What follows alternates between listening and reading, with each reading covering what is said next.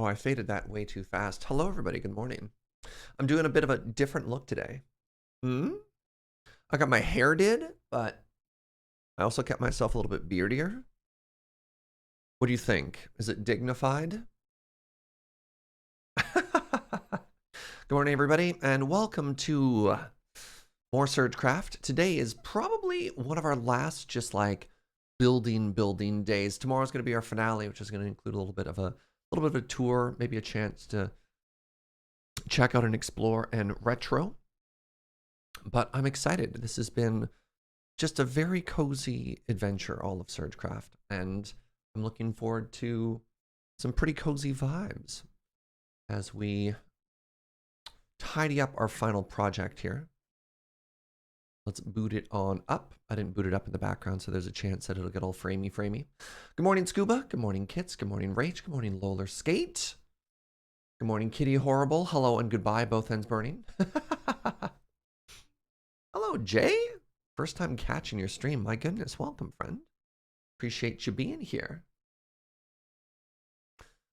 Good morning, Ninja Puffed. Good morning, Joanna and Alma and Sophie Ghost. Snurge.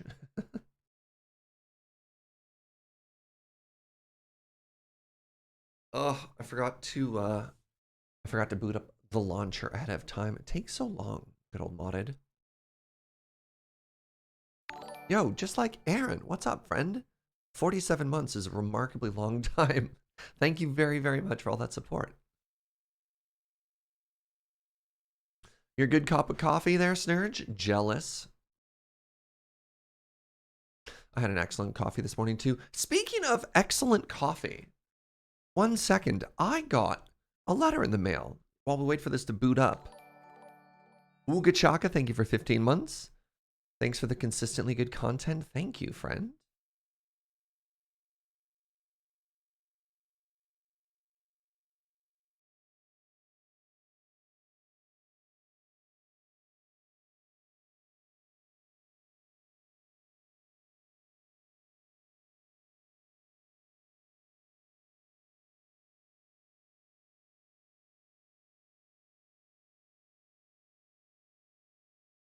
While we wait for Minecraft to load, I got a little package, a little care package in the mail. Dear Serge and Joe, please accept these beans as a thank you for a wonderful safe space. I hope they bring you the same joy you bring to others. Love from a longtime lurker, much love, and just signed by the initial J. And then they sent us Bellwood coffee. This is a Columbia Even Milano. Tasty notes of clementine, white grape, kiwi, and fig. But wait, they also sent this is a Rwandan coffee with tasty notes of cranberry, green tea, and grapefruit. But wait, there's more. There's also this, which is really cool. It's a Kenyan Special Reserve, tasty notes of pineapple, peach, and blackberry. And it comes in like a little flask thing, which is so cool. So thank you very, very much. That's so thoughtful. Thank you for the kind words. Thank you for the gift of coffee. I really appreciate that. This is such a nice gesture. We look forward to drinking it. Yeah.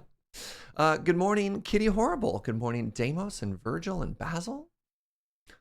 Good afternoon, Red 2 Wedge. I'll typically try and say the time of day back to you.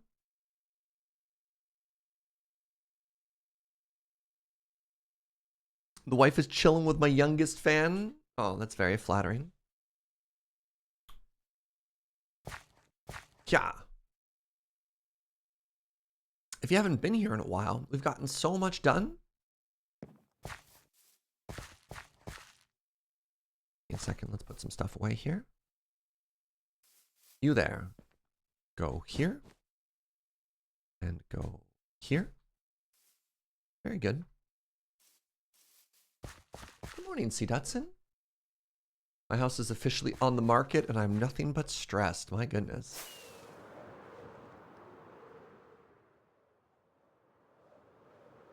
Excited for dome progress. He had to pop out early last time. I'm really happy with how the building came together. Look at it! I think it looks quite cute. You can see we've really only added details to this front face so far. This side's still a little bit plain. Is maybe not the correct word to use. Lacking in detail. But I love this place so much. I think it came together really, really, really well. Look at it! Our old-timey London Bridge here, right?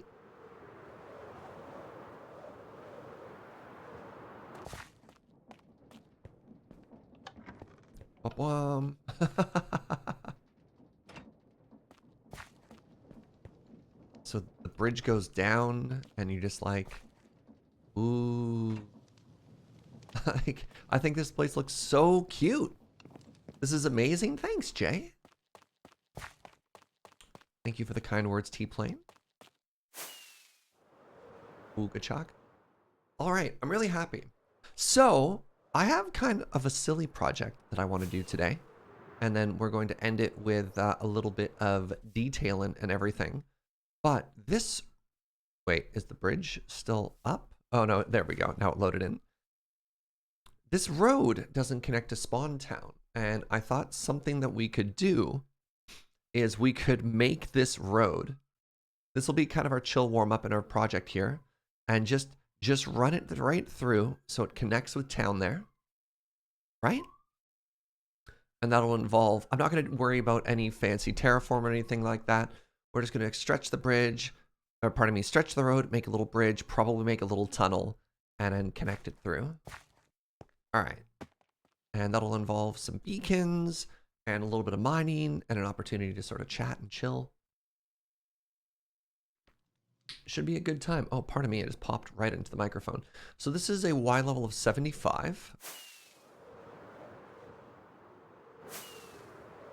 Yeah, tunneling right through the mountain. I hope you like secret tunnels. Why is this the final week of SergeCraft? Because there's lots of other games to play. Well, two things. One, interest is sort of starting to wane, both from just like the people I'm playing on the server with and just in general. Two, I'm really hype to play more Vault Hunters. 95. Maybe we adjust the height through the tunnel? Well, no, the height comes here. I don't know. Let's see. Maybe I move this house. It's in kind of a weird lake as it is. It's just nice to keep stuff fresh, you know? The SergeCraft was a good time.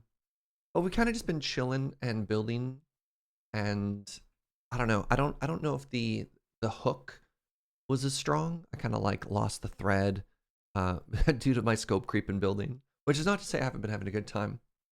Could you explain why Vault Hunters is so good? I like roguelikes. It just scratches the right itch for me. It does a really good job of having like a satisfying loot table. If you don't like number go up, I don't know what to tell you. All right, I think...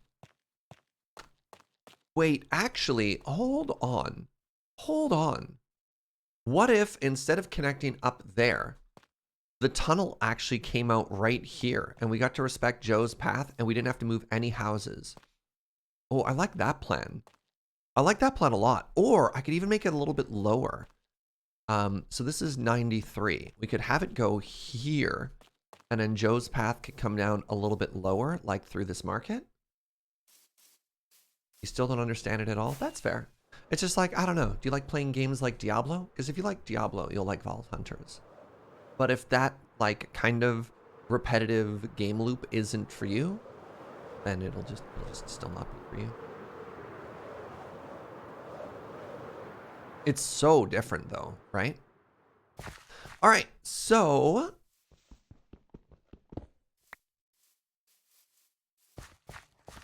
let's put this over here. I'm going to need probably several beacons. Do I have a beacon bag? I sure don't. All right, step one, get a beacon bag. Vault Hunters, it's a mod pack for Minecraft? Yeah, made by Iscal85 of Hermitcraft fame. Sorry, sweetie, what's that? And others. Yeah, sorry. Obviously, it's a team project. A lot of people are involved in it. I need to grab a beacon and beacon blocks. You left your beacon at Terracotta? Oh, no, I've got plenty.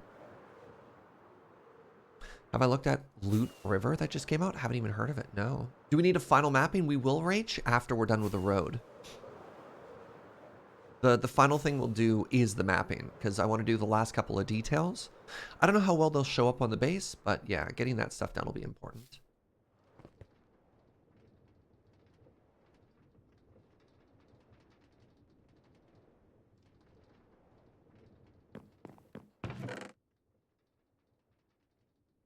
All right, we got that, and then I need 3 of these, and then I need some glass. Diamond to crystal chest upgrade. What's a crystal chest? Sorry, I'm curious what that does. I just learned something new here. Do I have a spare diamond chest somewhere? I'm gonna make a diamond chest. Sorry, final day. Well, not even necessarily final day, but final day. And I'm learning new things. All right, so let's make it iron and then gold. And then diamond. I wonder what a crystal chest is.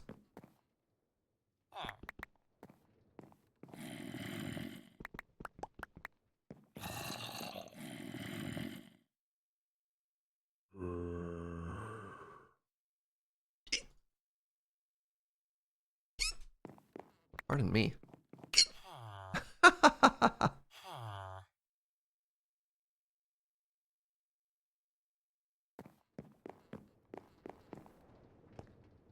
How's everybody doing today? Hope you're having just a fantastic day. What's that, sweetie? It's midweek. Oh my god, where has this week even gone? I've got like a super weird schedule coming up. I'm like actually super busy. So I don't know what's going to be going on with streams, unfortunately. Now hold on a second here. Here's a diamond chest. Diamond chest has just an absurd amount of space. What, pray tell, is a diamond, oh, you can't break this with a thing, whatever. What, pray tell, is a crystal chest? Is it the same thing but transparent? That looks like the same amount of stuff, but, oh my god. Wait, does it always spin? I don't know if I like that. I don't know if I like that at all. Oh no! Hoping for a better day. My son got in a car crash yesterday. Luckily, they both walked away. That's terrifying. Pretty good. Grad school just ended. Classes are no longer looming. I get to focus on my research. Fantastic.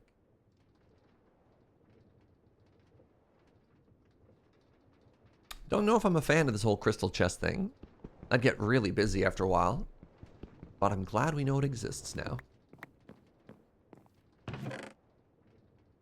Okay, let's put away the glass. That wasn't the glass. Let's put away the obsidian, yes. Crystal chest is the frame laggy version of the diamond chest, while an obsidian chest is the non-exploding version. Wait, is there an obsidian chest too? Really? No way! I guess an obsidian chest is just an explosion-proof chest. Huh, thank you.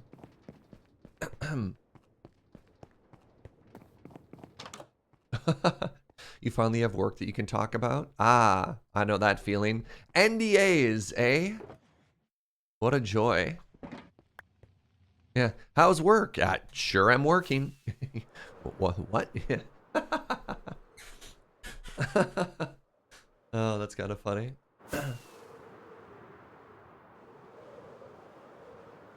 Hello, Topkiss.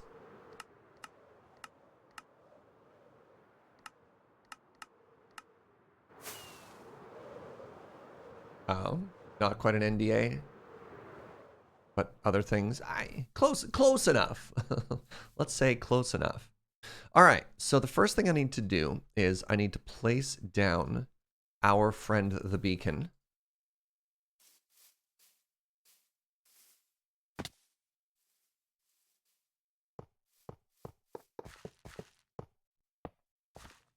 One, two, three, 4, 5, 6, 7, 8, 9. 2, 3, 4, 5, 6, 7, 8. Fine.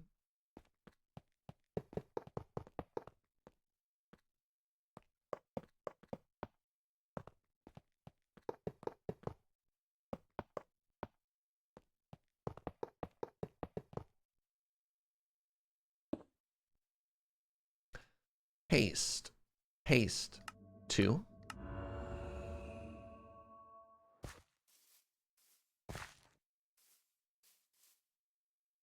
Good morning, T-Knocker. Did I say good morning to Tobkiss as well? I'll say good morning twice, just in case.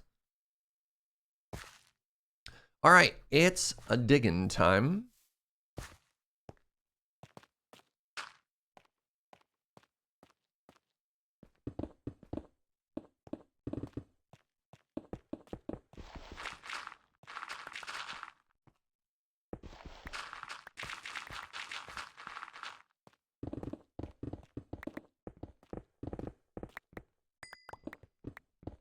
So this is gonna be our life for a while. We're just going to chill and we're gonna make ourselves a big old, a big old flat thing. Maybe after a while we'll go up like 1 step. Oh God, how? Maybe, maybe trying to flatten the whole thing is actually a mistake. No, that can't possibly be right. What's up, Silver Tabby Cat? Good evening, Vegetals.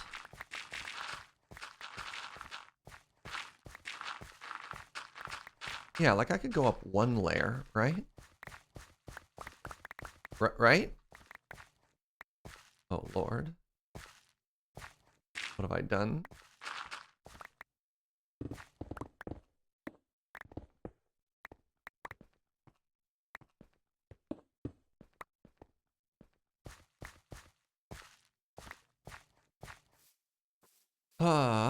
Well, you know what? I think 2 layers off the top isn't that bad. Let's do 1 layer at a time. Let's do 1 layer at a time and see how we feel about it as we go, right?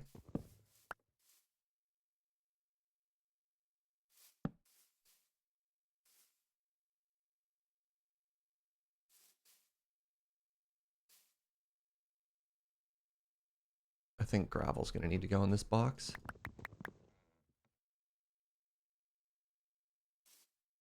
Otherwise, this is not gonna work. Probably gonna need to put dirt in this box too.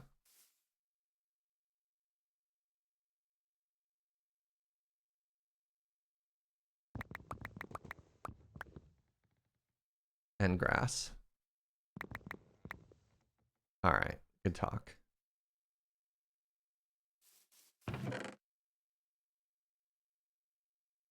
Good talk.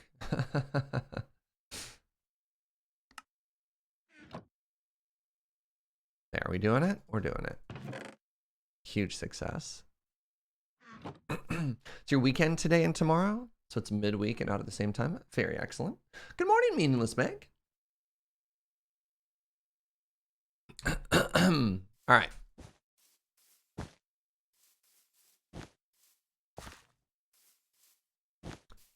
Let's move everything to the side here. What is this boat? How long has this boat been here? Nobody asked any questions. Nobody was like, "Dear Serge, why is there a boat in the middle of the road?" You just kind of accepted it. I guess that's fair. All right. What did I say? I said couple layers. It's been there for days. I know, Koo. All right, let's start with this layer. Figured it was important and just missed something. Yeah, nah.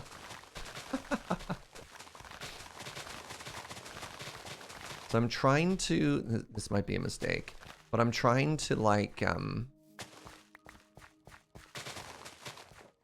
make this a little bit organic as we go, and I don't think I can do that. I think that might be a mistake, but we'll see. We'll see as we go.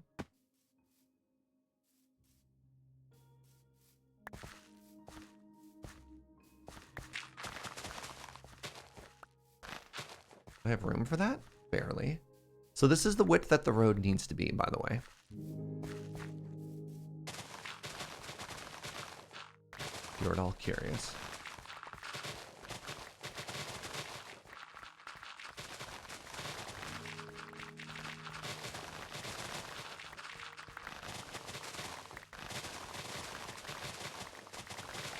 To be fair, I think there's only going to be 2 areas of like major construction for this build. I think getting the road started is going to be one. This tree probably has to go. And then after that, it's going to be the tunnel. But for the most part, this shouldn't actually be that big of a project. He says, potentially lying to himself.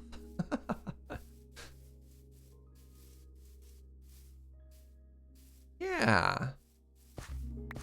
So that's not bad.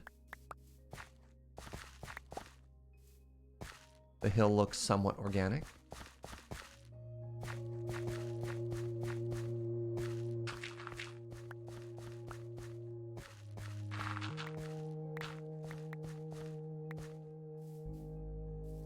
Where's my flour bag? Nope. Nope. Yes. Luckily, I already have a home for all of that. Alright, so if I went up, I didn't want to go up a couple of steps too fast.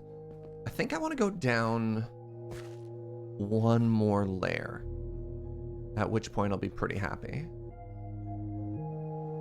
Well, not even down one more layer. If I made the road so it was this layer,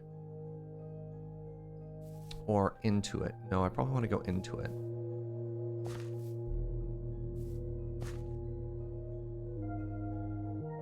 Can't tell if Joe's path is 4 wide or 6 wide. I think it's just 4 wide. And it's not until you get to the town that it's 6 wide. So I think that means one more layer down.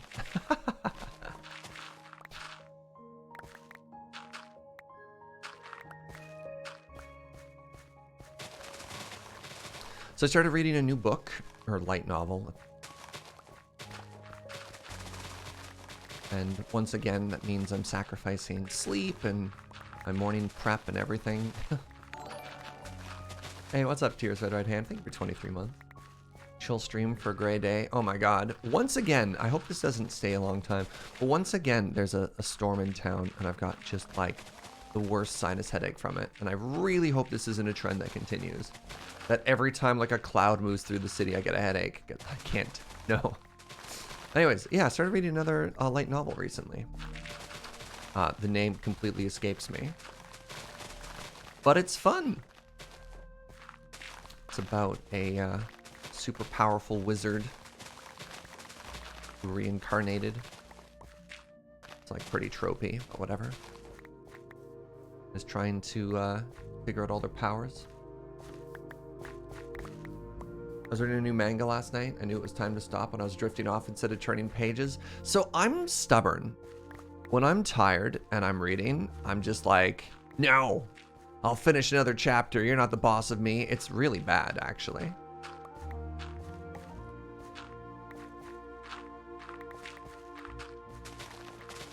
I should not be terraforming this, but here we are.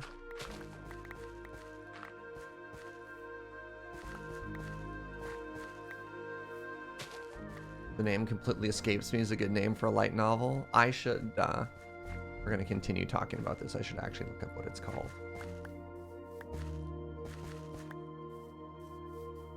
One sec.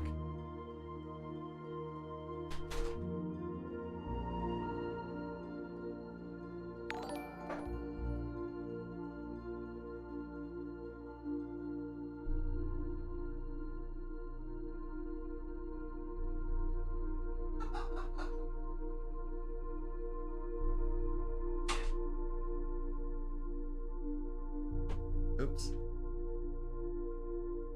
All right, the name is actually kind of embarrassing. It's called The Dark Wizard Transmigrates after 66,666 years. Maybe that's why I forgot the name. Oh God. Hey, Snuggle Foxes, thank you for 9 months. Yeah, it was about a wizard so powerful, the 12 gods banded together and like they couldn't kill the wizard, so they locked him away inside of a purgatory for that long. Did you pick this up for Snurge Street? What a title, right? I know, I'm like blushing because the title's, it's a bit much. It's a bit much, let's be real. Anyways, I promise it's okay. I won't go so far as to say it's good. And anyways, it starts off and they're like, I will have my revenge But due to the power of love, they're starting to change their ways. Hey, yo, did I already say thank you to Snuggle Foxes for 9 months? Good morning or day.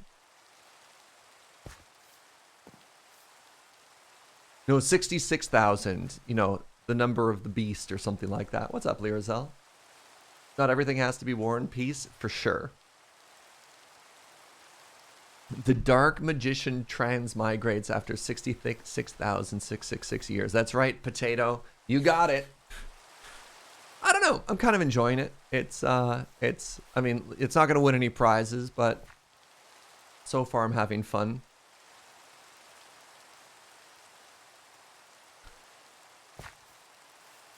All right. So if this is the size of, actually, hold on. How much Tuff do I have? Bad start. Okay. There's some right there. Do I have Tuff in a backpack? Or am I? Oh no.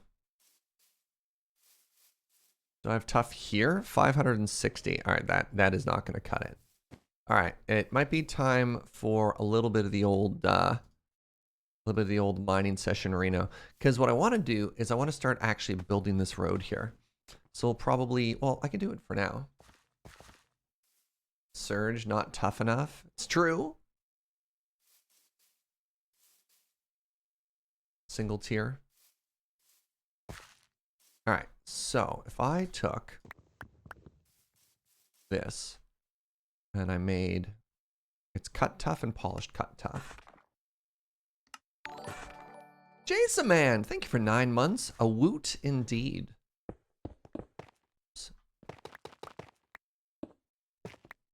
So if we did this, right?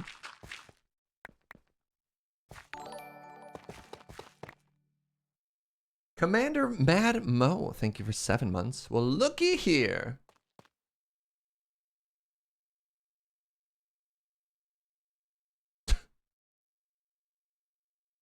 Tuff is a pretty cool material. It's compressed volcanic ash. Wait, is that what Tuff is IRL?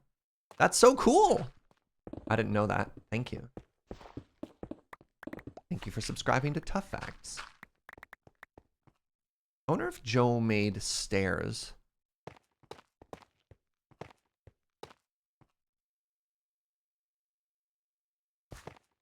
Just wondering what the block we used to go up a layer is. Did you use stairs, sweetie?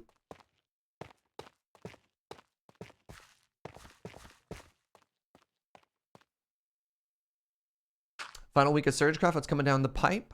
More Vault Hunters, which I'm very excited for.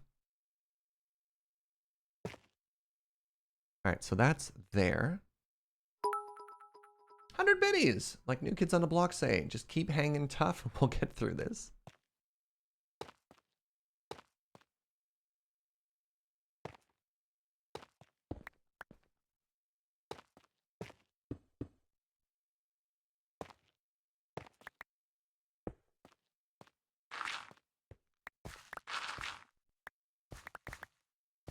The word tefacious almost gets me. I'm sorry. There's a word called tefacious? Amazing. What does that word mean?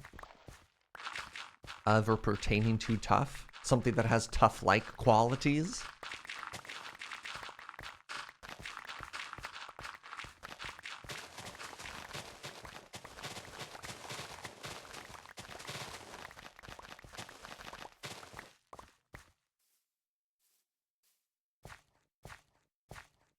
Oh my goodness. It's tough to describe. Get out. How dare you? Let's keep going this way.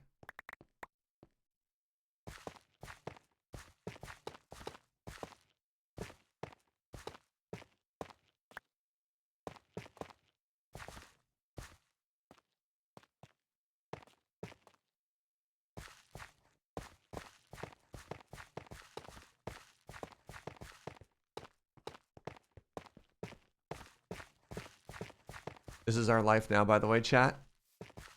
Oops. Oh, it's going so well. Just Just this for days.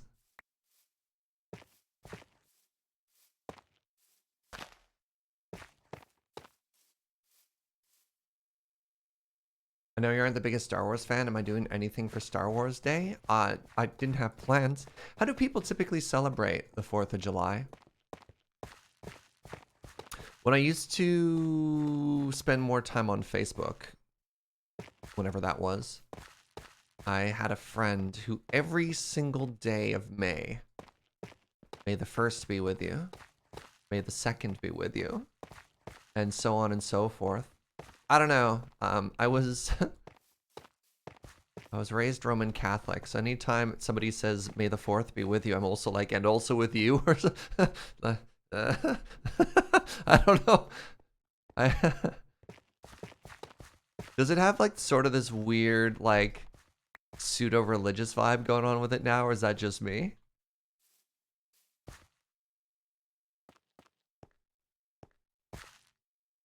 Same? Okay, thank goodness.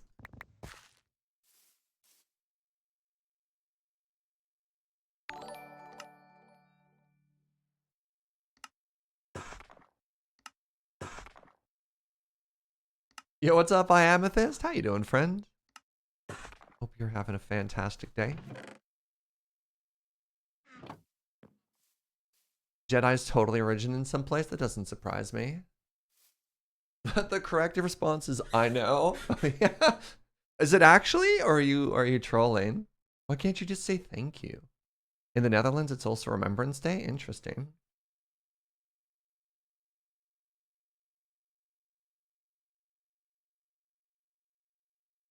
Also with you is almost reflective, right? Growing up in Texas, we celebrated Cinco de Mayo because fighting in tacos. That's like, I don't know. Tacos sound great right now. In Canada, Cinco de Mayo is not as big of a deal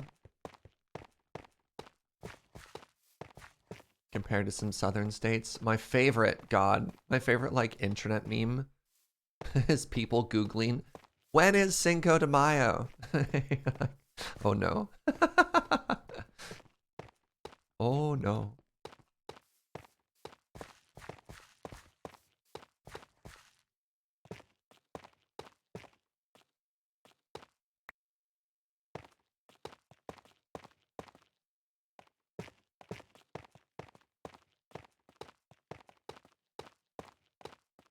What is the significance behind it? What is the cause for celebration?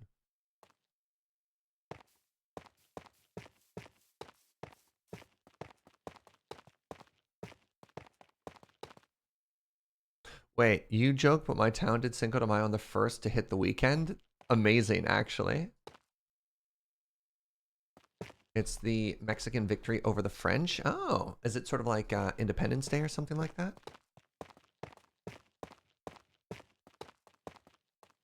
So I don't know if I should do slabs. What should we do here, chat? Slabs or stairs? I think JoJo did stairs.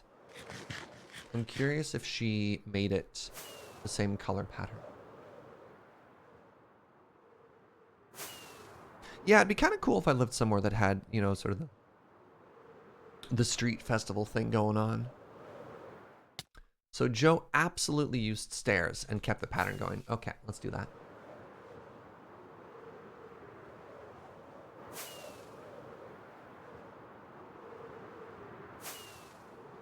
Not Independence Day, but a significant battle that allowed Mexico to come to power. Very cool. That's fair. That's a good correction. All right, I need 4 of you as cut tough stairs, and I need 4 of you as polished cut stairs. Fantastic.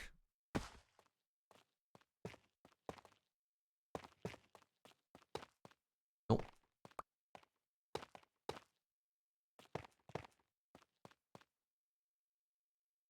So we happy with this so far? How are we looking? That's a good little transition right there so far. I think we can get rid of this now. The day Mexico blew up the French Death Star.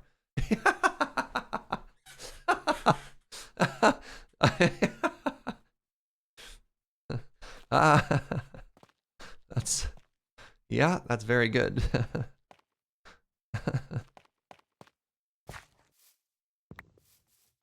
try and transition the edge a little bit here.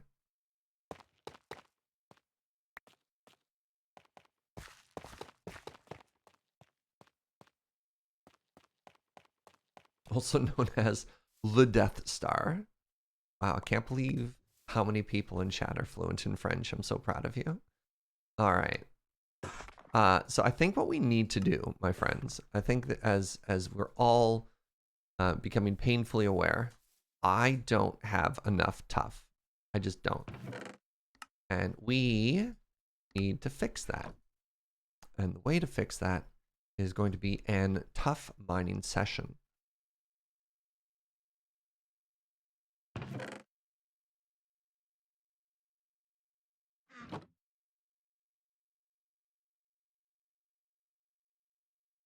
Which is very exciting.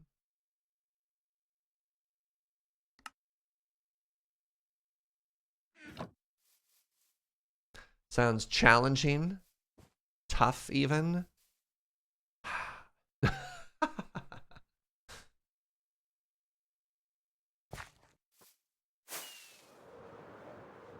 Google translates it to l'étoile de la mort. Wow, my French is gone. You know, at some point in my life, I used to be fluent in French. It's very sad. It's all gone.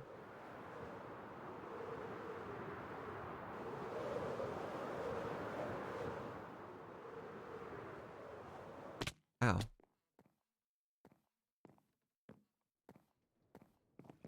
Playing on a different mod pack right now. You have so much stuff. I keep throwing it into a machine every time I go back to base. I wonder if Fuji left a huge collection of tuff somewhere with all of his mining, or if it got deleted. I don't know if the special wand that he was using collects tuff, or if it eats tuff.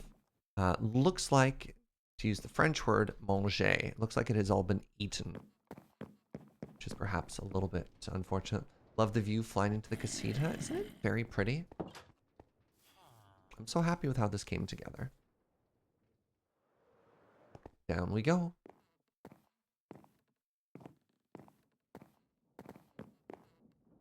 How much tuff do you think we need? Let's grab like a modest 10 stacks. What say you? I think 10 stacks will do it. Well, we can kind of do the math as to how tough to say get out. What is this? Oh, interesting. Is this a little mining access tunnel? It is. Ooh. It's very dark.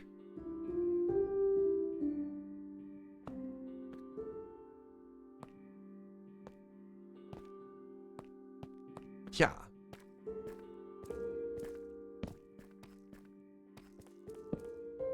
Let's find some tuff and we'll go from there. Is that all iron? Yes. Fuji works in mysterious ways. That's all gravel. Iron is cheaper than stone. You're not even wrong.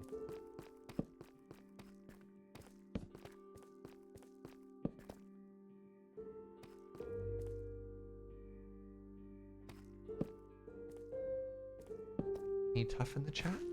Hello?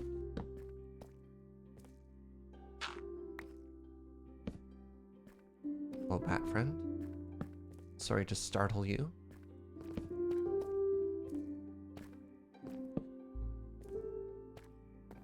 Oh, hello.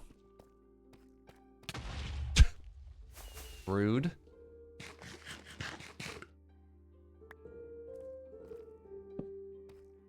Oh, this is tough right here. Awesome. All right. And so begins the mining. Well, let's start from the top and make our way down.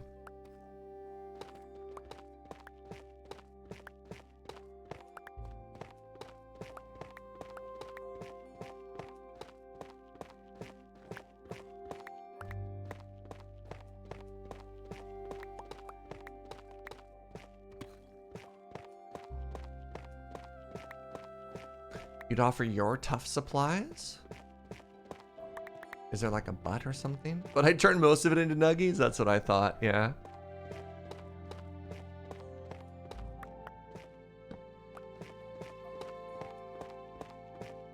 So what have y'all thought of SergeCraft 3? You know, as we wind down, start doing a little bit of a retro. If you've been playing the pack, love your feedback, pros and or cons. I think we came pretty close to nailing my vision for it, which was, you know, sort of a vanilla plus experience.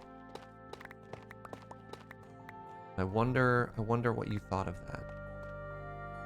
I've been enjoying it. Awesome. Did it do, I don't know. Was it fun just because Minecraft is fun, or did it offer something unique and different that you found enjoyable? Got creamed in arena. Ah, LD. Watching your playthrough inspired me to give Modern another try. Create is so cool.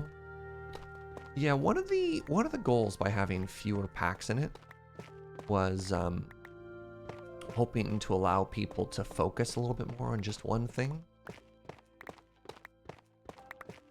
I do, at least the way my brain works sometimes, I do tend to get overwhelmed in modded. There's just so many different ways to solve any particular problem.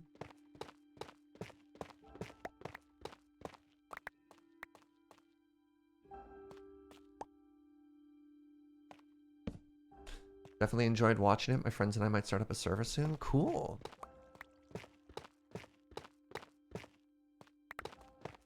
Think the easy villagers trivialized some stuff? Yeah, I mean, it's tough, right? Because, like, nothing that easy villagers does isn't something you can't already do. And that's kind of where I was at with it. I don't know. Easy villagers plus tinkers, I think, had a combination we were a little worried about.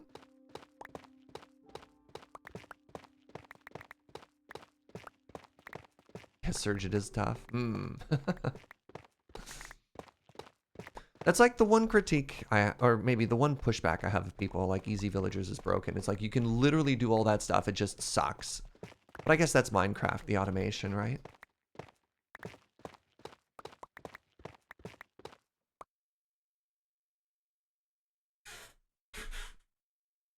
So someone who loves automation and concept but bounce off of most games until really getting to satisfactory. Is there a mod set for Minecraft you recommend for more technical automation focused stuff? There's some like complete rebuild factory mod things that are neat, but I don't necessarily recommend just one thing. Big fan of storage drawers. Storage drawers are probably one of my favorite mods when Zonka Go.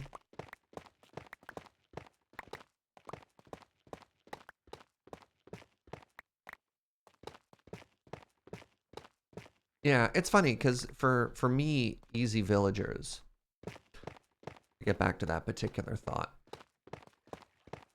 I mean, I would have used easy villagers the same way I did on my vanilla server, except it took me like 70 hours of grinding to get to a certain point. And I saving myself that amount of time was just so important. And you can see something similarly, which is for those of you who watch Hermitcraft, like Grian, Scar, and Tango have teamed up to do a similar thing. And that's a mega build, like a mega build. It's taking 3 full-time Minecraft creators to do a similar thing. Like, I can't imagine the hundreds of hours they're putting into it to get to a similar point.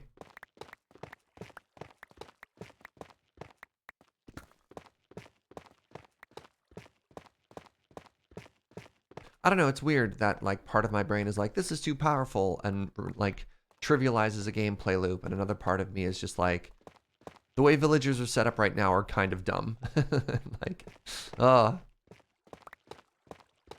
you can already do extremely busted things, except it's like borderline unfun for most people who would want to do it. Does that contradiction make sense to anyone? I don't know.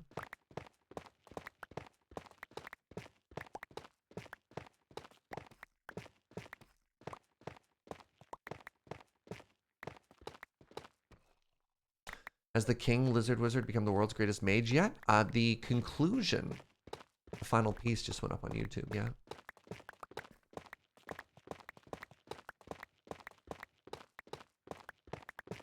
Picking up villagers is great. The cycle button is great. Yeah, maybe the actual automation of what villagers do is the part that I didn't think about. Yeah, moving villagers is great. Cycling villagers is great. The ability to put a villager in a box so that you can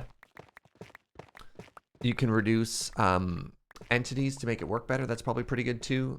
Maybe they don't need hoppers so they can output infinitely. Maybe that's fair.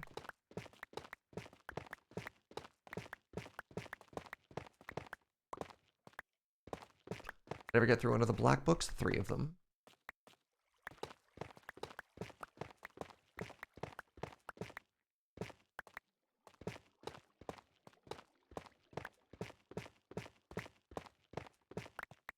The iron boxes are probably the harder one. Have you seen how simple it is to make an iron farm in 1.18 right now though, Uno?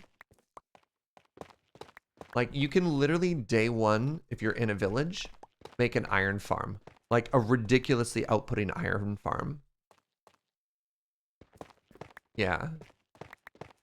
I mean, obviously, putting it in a box and being able to make 200 of them like Fuji did is a little janky.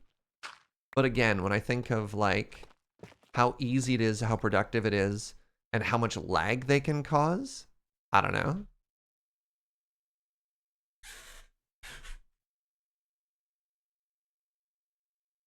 What if the cycle option required a resource? I don't think the cycle option's the problem, 10th piece of 8. Yeah, the problem is not the UI that makes stuff like resetting villager trades that hard. Like, that's not the issue. I think the issue might more specifically just be, one, I think when you cure a villager, anyone being able to use it, maybe that doesn't matter. Like the, anything that you can attach a hopper out of, I think is the problem where it breaks. Villager in a box feels unethical. I think, I don't know. That's one of the things that people, like, jokingly bug me about all the time. And it's, I'm just tired. I'm just tired of that conversation. It's like, look, I don't know what to tell you.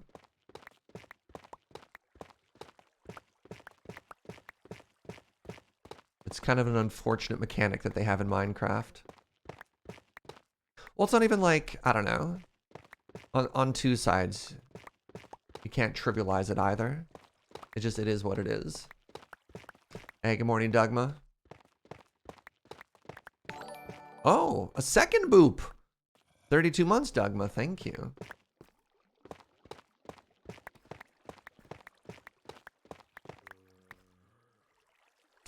Even if easy villagers didn't have boxes, the ability to pick up villagers and cycle trades is such a big help. Yeah, like, so in Vault Hunters, for example, maybe just because I don't have access to it now. That's all I thought, by the way. That's all I thought easy villagers was. I didn't know about the box things when we added it. My introduction was just what I saw in Vault Hunters, the ability to pick it up and cycle through the UI. I don't know if that was a difference between like a 1.8.18 version of the mod pack versus 1.16. But yeah, like not having to fuss about with mine carts, not having to like place a job block, check the trade, break it, replace it, wait for the time of day.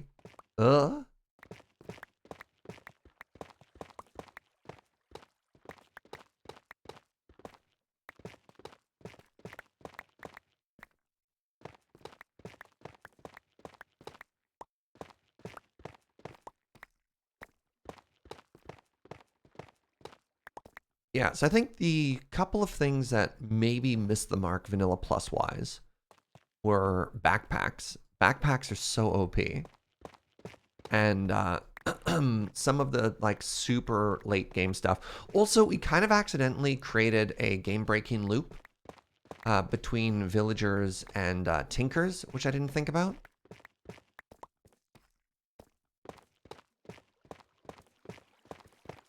Which is the ability to create infinite diamonds by melting down diamond gear. They're like, okay, we accidentally...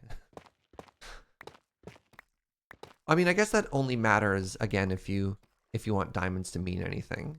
That's not actually a bad deal.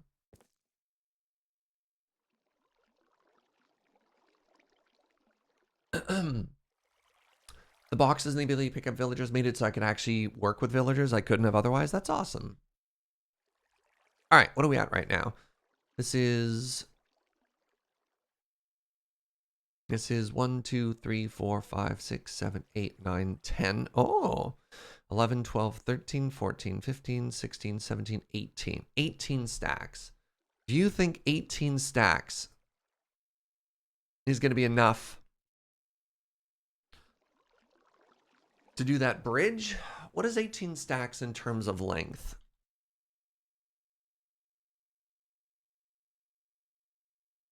It's 300 blocks.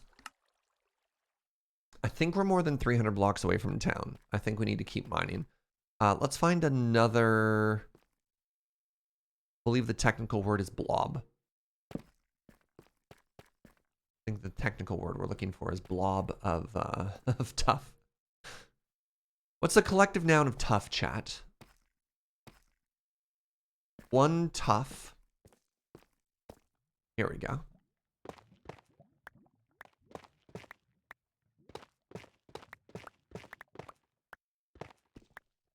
One teeth of tuff?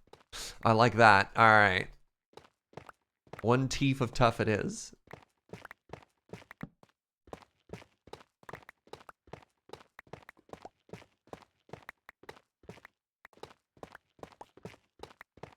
No, not teeth. Teeth. It's different. As an Englishman, you should have... you should know that subtle difference. I think you're so tough, streamer. I did work out last night. That felt good.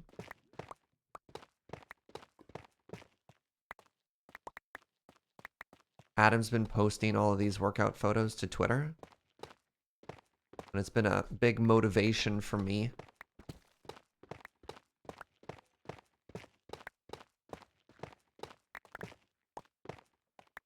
Try and get some stuff done as well. What's my workout? I have a kettlebell. So I do a bunch of sit-ups and push-ups and squats and swing a kettlebell around. Oh no. Well, we now have a teeth command. Great. Thank you, Uno. Now people won't get confused. I appreciate that. Yeah, I've got a 25-pound kettlebell. Which for the workout aficionados are like, that's all you need. That's what everyone always says when they hear about a kettlebell. It's really funny. Glad to hear you're motivated to work out. It comes and goes.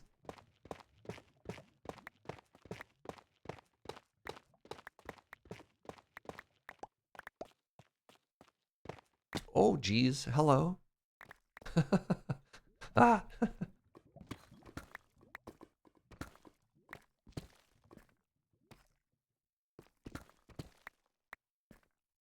How many times has the kettlebell gone into the TV?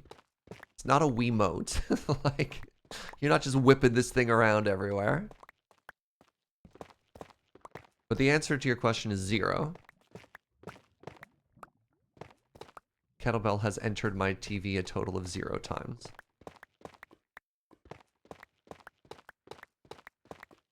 Wii kettlebell, yeah.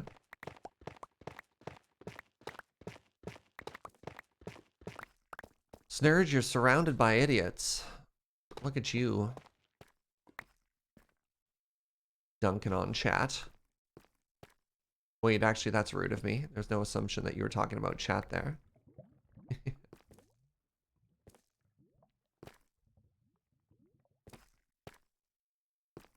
And yet you participate in chat. Hmm?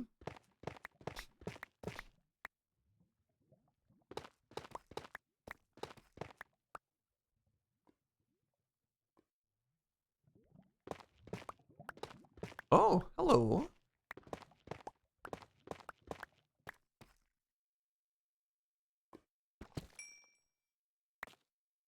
How's the fortune doing there? Great.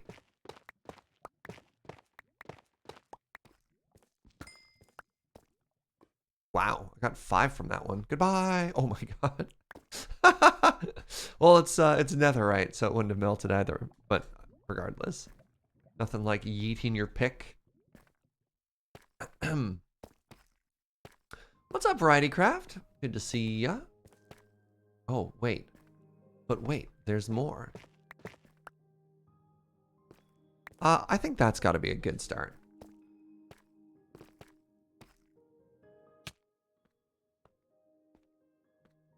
Let's take this tough for now and see where it gets us.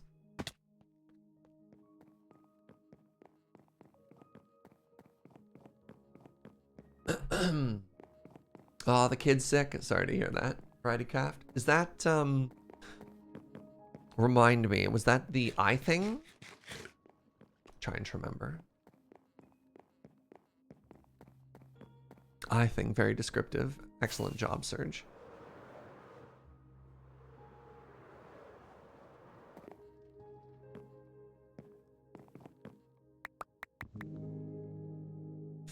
All right, that should be enough tough.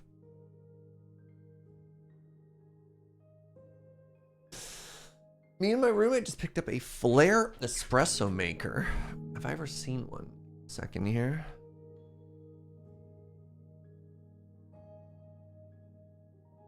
Oh, this thing. Yes, I have. I also watched a the James Hoffman review of it, which is quite cool. The cool part about this one is it doesn't need to be piped in for water. And also you don't need a giant, like, espresso machines are tens of thousands of dollars. Just do the old crank thing, right? Oh no! I'm so sorry, SergeCraft.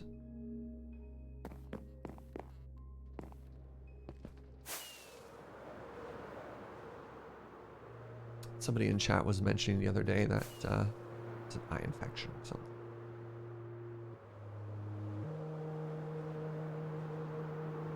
I've gotten my wires crossed or whatever the words are. Okay. Yeah, this is looking cute. So I need this, and I need a whole bunch of these with me. Too much. Actually, I can put this back too. Let's do 5 stacks of both.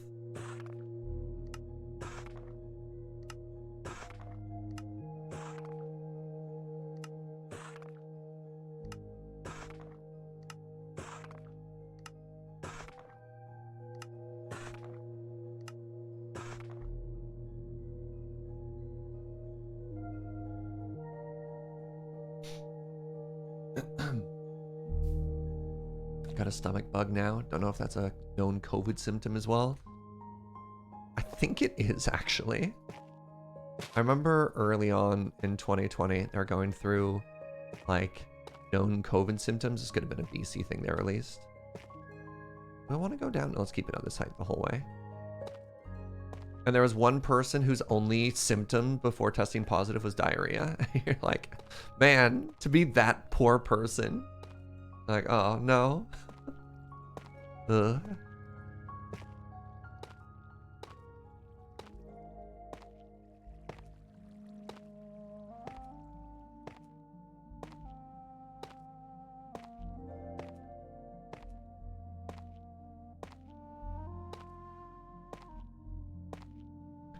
I can't. Oh my God.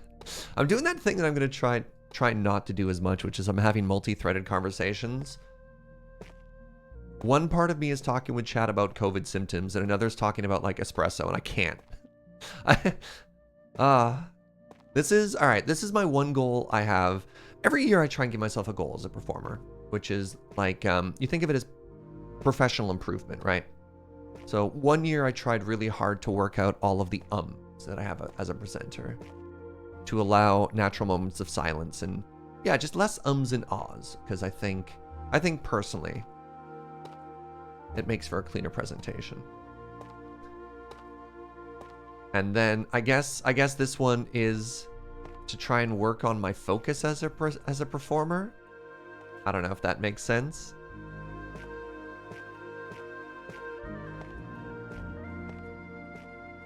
Because I realize as a human, you know, as somebody who grew up with instant messenger and, you know, being able to have multiple text message conversations simultaneously with different people, it works. I don't know how it works as a performer though, right? But I jump from topic to topic and thread it back and forth. And I feel bad because I wanna read every comment. I want to engage with every comment. But then it's like babada babada babada babada babada, right? It's just too rapid fire.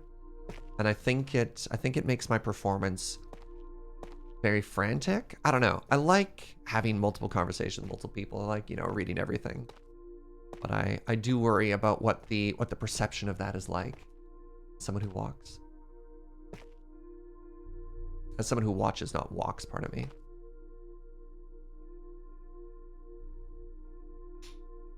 I guess maybe the goal to that is like waiting for a topic to naturally fizzle before I start the next one. And I do realize, yes, thank you, Uno, that, you know, sometimes chat will talk amongst themselves too, but that's tough because obviously as the streamer, there is the assumption that everything in chat is about me.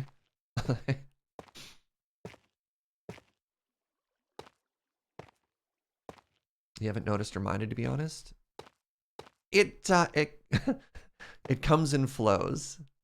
I think this one is particularly noticeable though, as like, again, the interweaving topics were pooping and coffee. Like, I don't.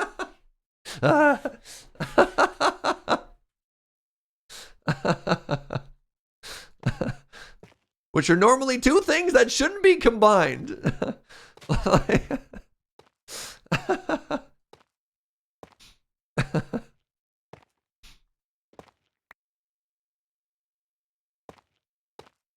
Don't make connections, chat. No, stop it. Bad.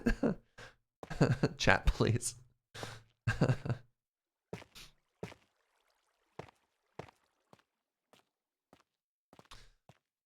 So like this is a little awkward now. So maybe I'm supposed to take dirt and just smooth this in. So Serge, what's your favorite espresso drink? I'm a big fan of the cappuccino. Cappuccino. When I say cappuccino, I mean, all right, let's talk about cappuccinos really quick. In the old days, that's not even true.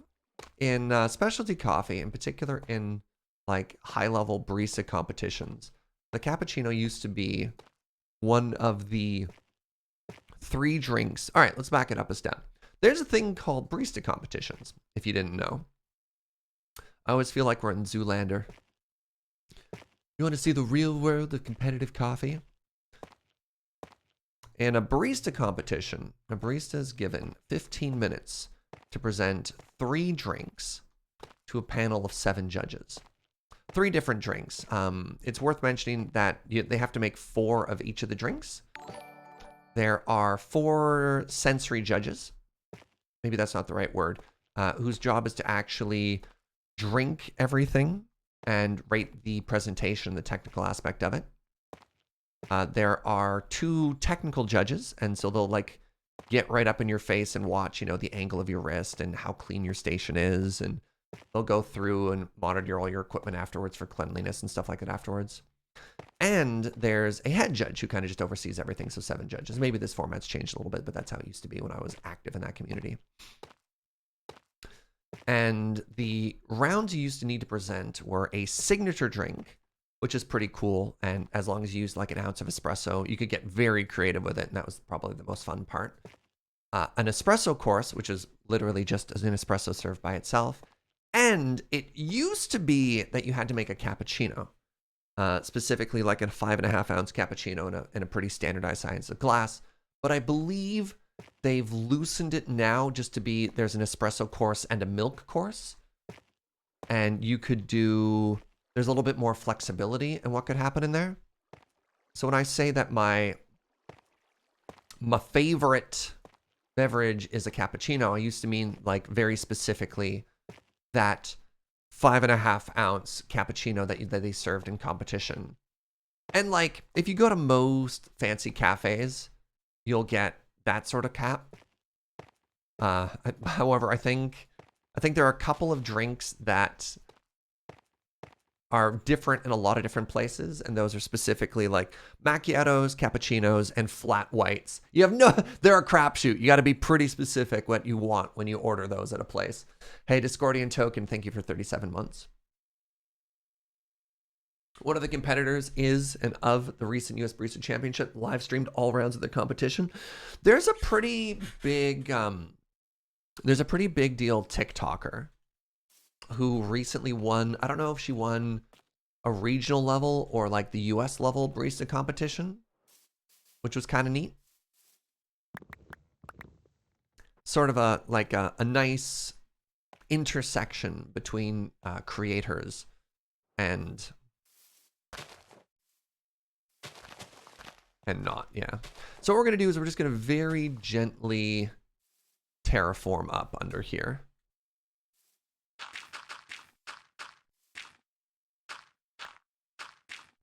Just so it doesn't float too much. Like, I don't care all that much, but I care enough that I'm gonna fix this.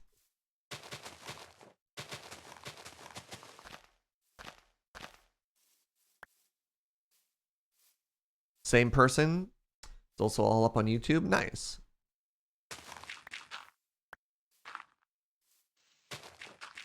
Yeah, there's some cool stuff. Like, I really enjoyed competition season. There's a lot of creativity and stuff there. Did Serge get a haircut? I did. Also, I'm beardier, but check it out.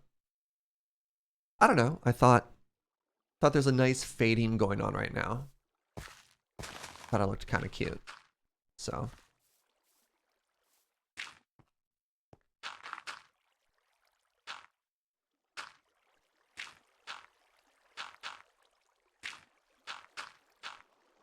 Try and do just a little bit of transition here.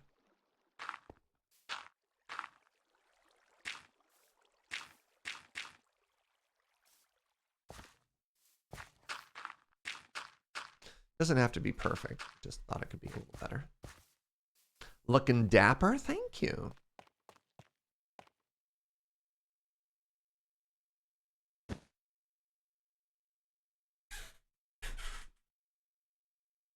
She included chat as part of her competition? Oh, I did not know that.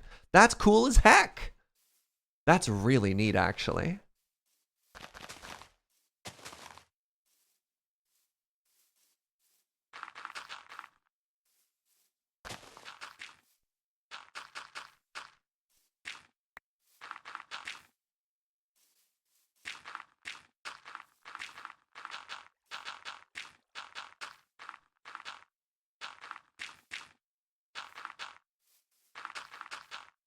So I think if I do even just like a little bit of this, I think that helps a lot.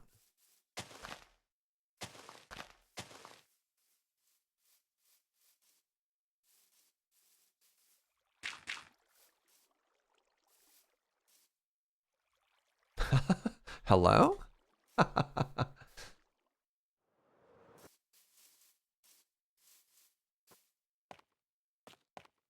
do you think? Hold on. Because again, we're trying to extend this road, and I don't want to put a tremendous amount of work into it. Like maybe we do some bridge supports, but like this, I think this looks fine, right? Any good books that I'm currently in? I was talking about this earlier today. I'm reading the silliest light novel right now. What was the title again, chat? The Jark Magician Transmigrates After 66,666 years. Ah.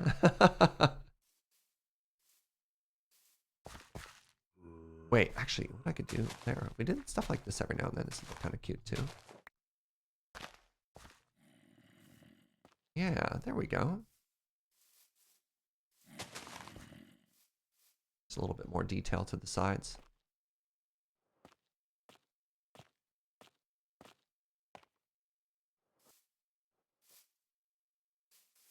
Some dark fantasy beach reads, yeah. Okay, so the next thing we need to do, we need to move this beacon. Will there be a railing? No, we're following the design. Hello? We're following the design that's already been established, right? So the final goal of this road is to connect it to this one. And then just give it some sense of of completion, or rather, I think the word we want to use is we want to anchor it in the world, right? You know what else we could do? Hold on. I'm going to be an absolute hero here. I'm going to craft like 4 more mega torches, and I'm just going to make the whole path system safe.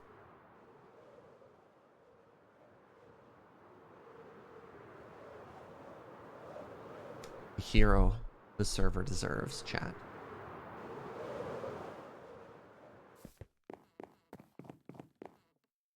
Grab some of you. I think it's gold blocks that I need. Grab some of you. And then I need torches?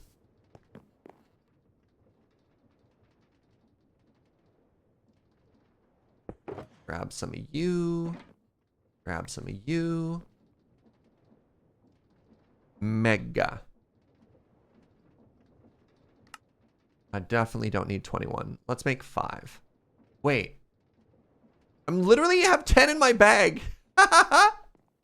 Oh, as soon as I crafted them, I remembered I had some in my bag. Well, I have 15 that I can work with now. Oh, man. As soon as I was like, I'm going to put them in my bag, I remembered I had more in my bag.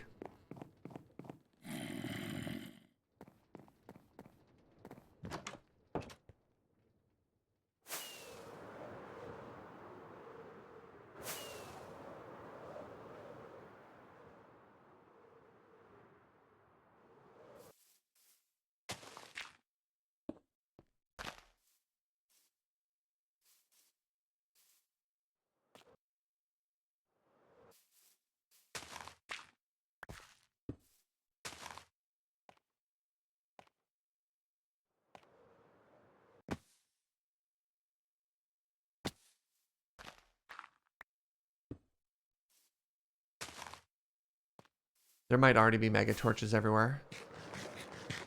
That's okay.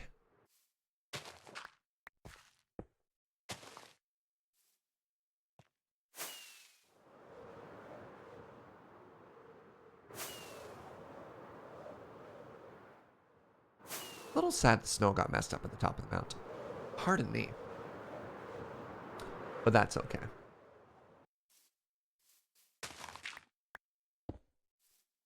All right, so that's there. So we have one about here, one about here. Let's go on to the other side of the bridge. Put one here. Let's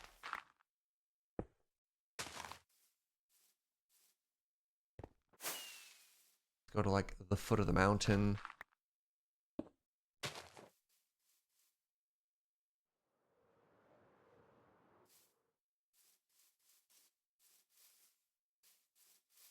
Hereabouts. Give narwhals the big old thumbs up. Probably have to put one underneath. I don't know. Put it here. Well, the good news is we used more than 5. So I'm actually, oh my goodness. So I used 9? I'm a genius. There.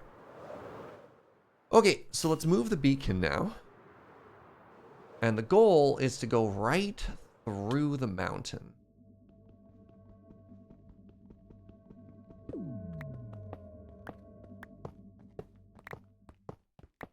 All right, we're talking about coffee for a while. Yeah, professional development. I want to try and do a better job of having conversation flow. I don't know. Here, I guess this is the question for you, chat. What do you think about that? I mean, obviously, for the people who are really active in chat, it could potentially be a bad thing, because it means there's a chance that I will possibly skip more messages. But for the lurkers or people who just kind of hang out, ideally, it results in like a more cohesive and potentially more chill presentation.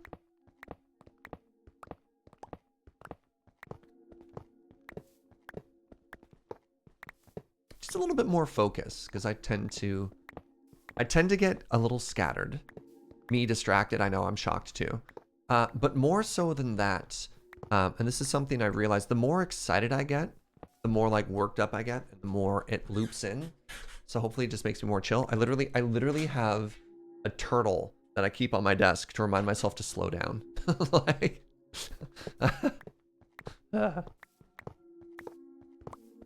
because obviously, if you don't think it makes for a better show, it doesn't make it a more enjoyable experience, and that's bad too.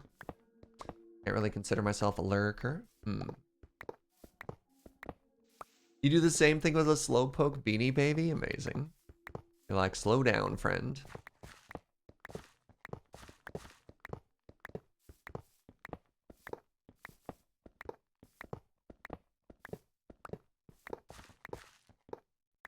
Not a lot of strong opinions either way. Interesting.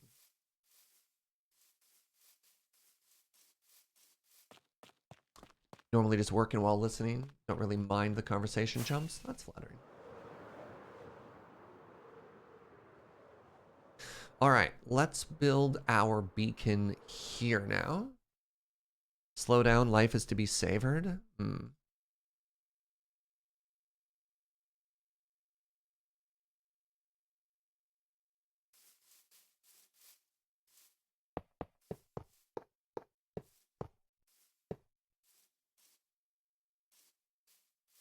Hello?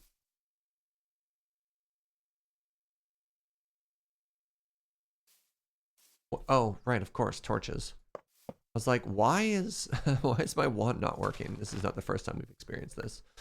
1, 2, 3, 4, 5, 6, 7, 8.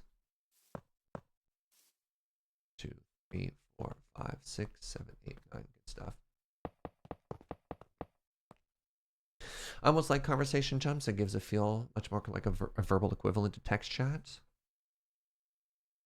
But is it tough to follow along? I don't know. That's the thing I worry about. It's just like, Serge, how did we possibly get to this topic? This literally doesn't make any sense.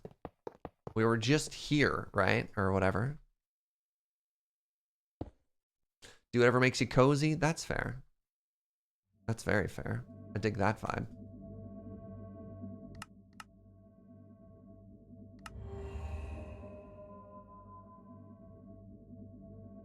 I feel like most variety streamers are pretty scattered like that. It's never bothered me. I guess there are times where I go to type something and the convo's already moved on.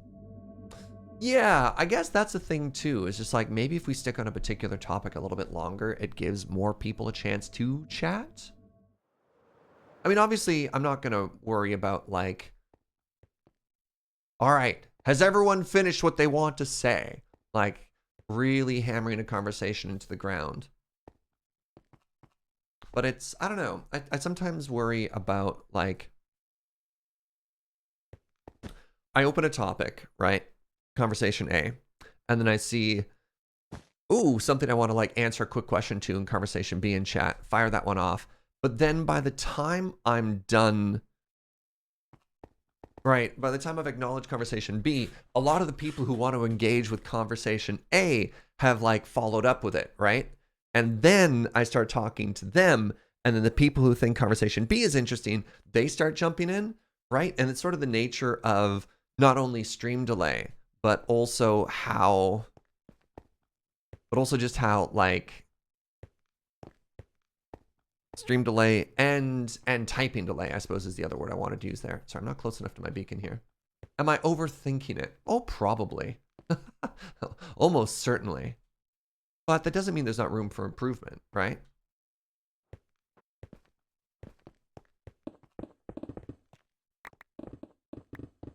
I made my beacon too far away.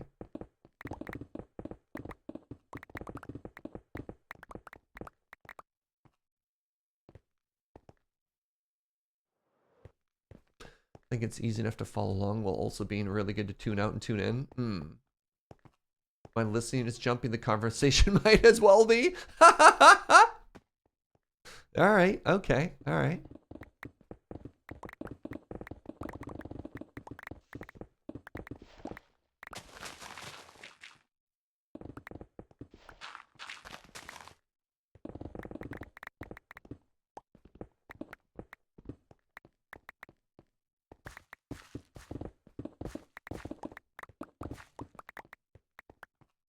There we go. Right?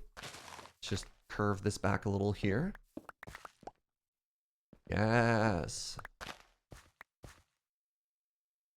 Is the split focus that bad? It does inherently mean that there are people interested in two different lines of conversation at once, and I personally don't mind as the lurker. Well, the issue is, what if I get up to 3 topics? You know what I mean? Like, I don't know. I do worry that sometimes it gets a little too deep, too far. 2 is obviously, like, most people are smart enough. Most people, I don't know why I said it that way. People are smart enough to be able to follow along that, right? Like, I'm not worried about losing people. Just wondered if it'd be more chill if I just kind of hung out. When you have conversations without 3 topics, how dare you? There's definitely an upper bound where it's not followable. Exactly. And just like, as the person, me as the person having multiple conversations, it's easy to follow along. And that's why I worry about starting to lose folks, right? Maybe you can try to encourage slower typers or like comments more actively if you think it's something you feel not entirely happy about the status quo. I just worry about the quality of the presentation, right? As a performer, I have to think about, I don't know. I have to think about the longevity of the channel.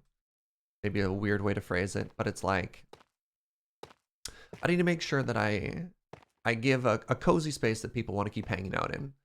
I need to make sure that I, as a performer, am making sure that you're entertained. Are you not entertained? But also that, like, if somebody new pops by, I'm not 6 conversations deep on different topics. Because I don't want a random person to show up and be like, what is this dude talking about? You know what I mean? So, like, how do I, as an entertainer, put on a show that is followable, that's entertaining, that's not mega chaotic, right? Hey, can you imagine? Go with me on this journey. We get through the tunnel and the patterns don't line up. God, how devastating would that be? Back to the deep dive. Just got here. What is Serge talking about? Oh no.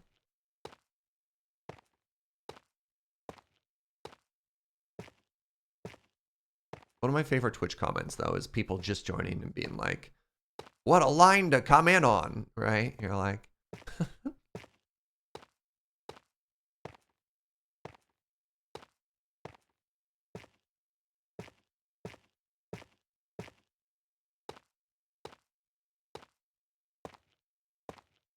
The upper bound also pertains to how many people are in chat.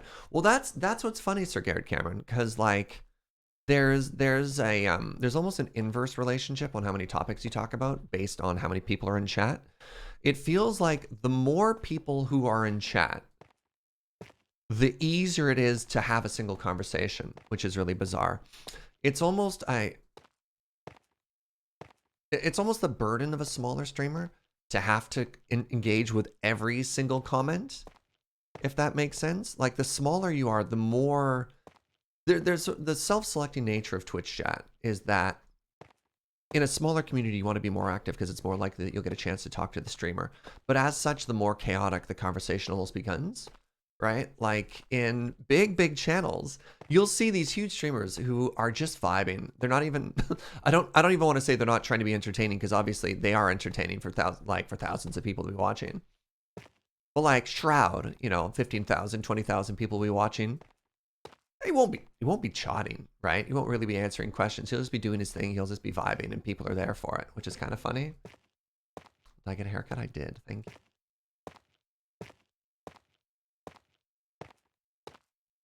So it's bizarre, and I don't say I'm like trying to position myself to emulate the big names, because that's not what it's about. It's just trying to figure out what that balance is, right?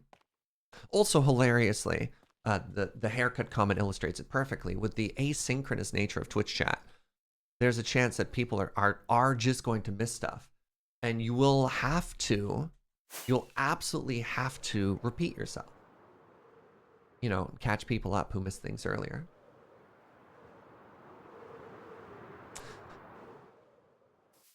At a certain volume of like people in chat, it's not even interactive. It's just a show. Totally. But I want to make sure I am putting on a good show, right? Like, figuring out what that vibe is.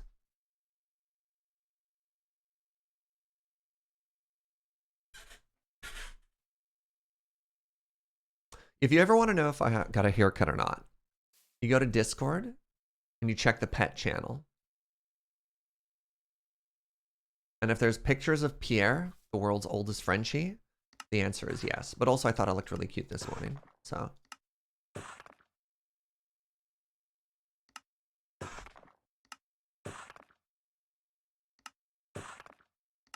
There's a point where the scruff is too much and I think I look unclean, but I thought today in particular, I think this looks great. How dare you, the streamer, miss the pearls of wisdom that drop from my fingertips and allow them to pass unacknowledged. Twitch streamers definitely have to have some similar qualities to teachers. Well, teachers at the end of the day are also presenters, right? A teacher who just lectures without being engaging isn't a good teacher because, you know, people are going to tune out. People aren't going to be able to absorb anything.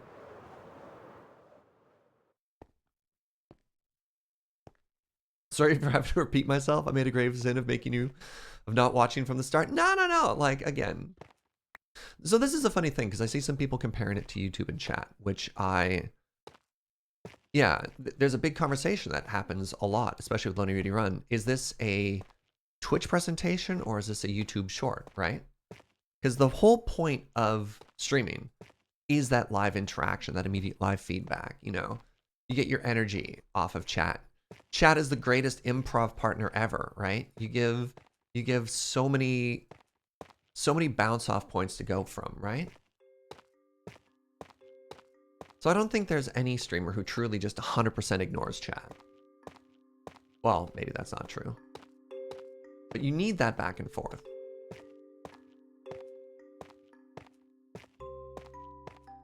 All right. We've reached the foot of the mountain. So the next thing I want to do is I want to actually get on this side and I want to start mining my way down. And I already have a plan. We are going to decorate the interior of the cave. You know what I should do, actually? I'm going to get a second beacon. And I'm going to set it up on the opposite side. Pardon me. Let's head back to the base. Let's grab some shame chests. And let's grab a second beacon. Welcome, Betazet. Good to see you.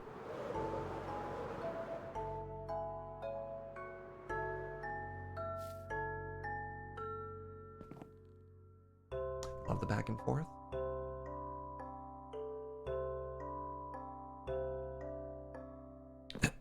Pardon me. Beacon. I literally forgot for half a second there. So yeah, these are the things I think about, right? I try and think about how can I improve? How can I be better for you, right? For the viewers at home. What's a shame chest? An unorganized chest of random stuff that you leave on the side of a hill.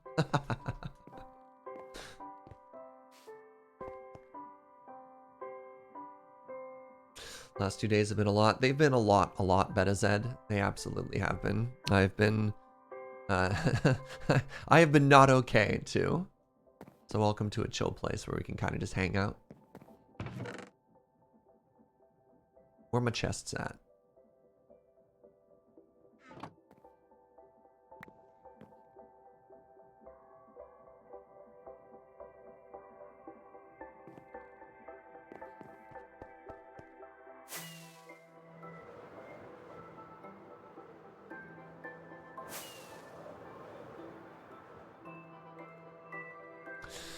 I feel like that's every successful streamer and just successful people in general. They think about how to make their product or experience better. Always chasing after that. Yeah. Like we have, don't get me wrong, we have a very good thing going, right? I hit 20,000 followers recently, which is amazing. But also, and this is something I'm aware of, content creation is something that comes in waves and peaks and valleys. And it's really depressing because, you know, we're coming off of one of the absolute, like, best couple of months my channel has ever had in terms of viewership. And now it's starting to go into a bit of a wave. But the thing is, if you look at it in a long enough trend, like year after year, short term, you know, viewership is down, and that's okay. Again, because it's totally natural. But like the low point of this is higher than the low point of what it was a year ago, which is higher than the low point it was a year ago. But I always think to myself, you can't help but think of it as like a little bit of a failing every time it happens. 6, 7, 8, 9. And that honks. So I ask myself, how can I improve? What can I do better? You know? What is it that I'm offering or not offering at a certain point? 1, 2, 3, 4, 5, 6, 7, 8, 9.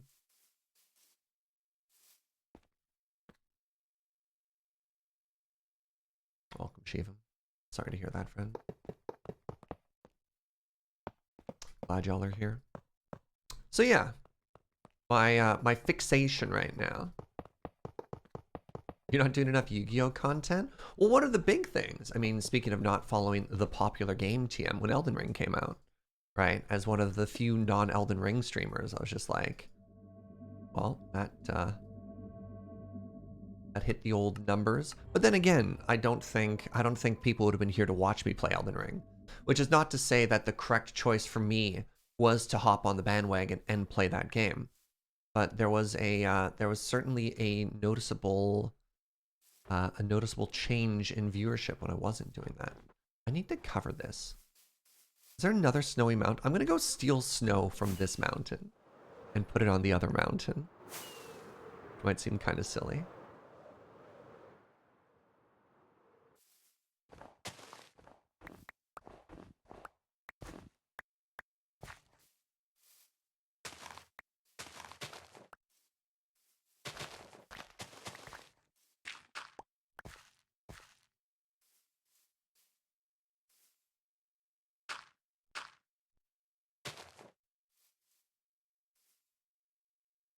A game can't stop me from watching a streamer for one day. It's not the biggest consideration. Yeah, but I also figure that like when 119 comes out, you know, that's likely going to be like a pretty big bounce back point as well, right? It all comes in cycles. It's just hard to not internalize it and see it as a personal failing. Snow farm? No, we're not making a farm.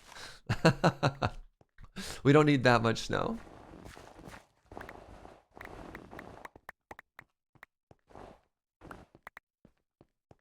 Just a little bit to cover up this little corner. A snow farm is kind of funny though, because you can just make a golem and let it run around and do its own thing. Let it live its best life.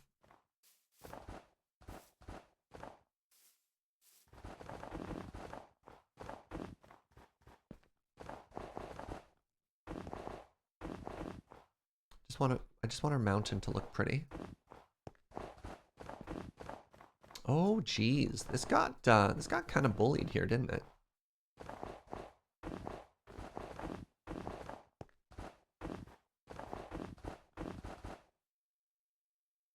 I didn't grab enough snow.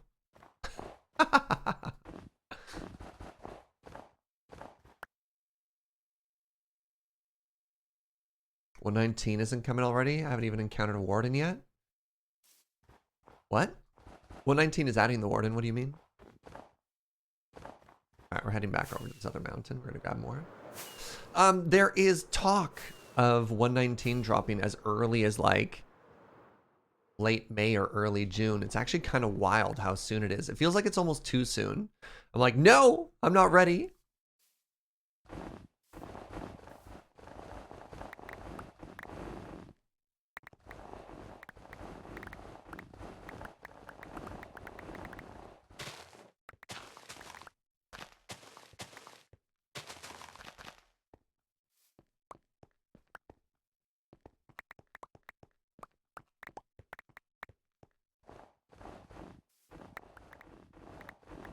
Yeah, we'll see.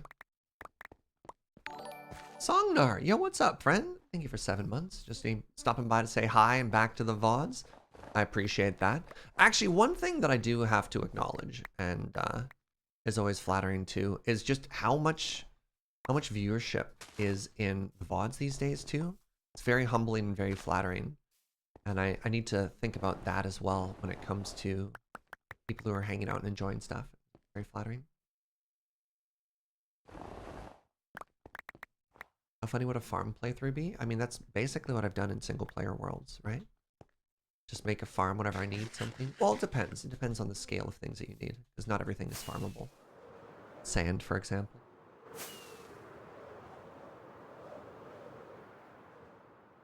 This is going to make a huge difference in this mountain, I promise.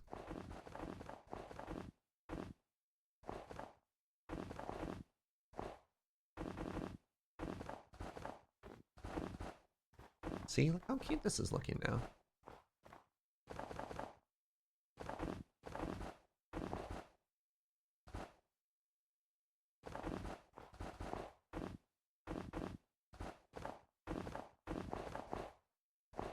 So yeah, any other questions on that massive brain dump? Just like, welcome to my inner thoughts, and possibly also insecurities.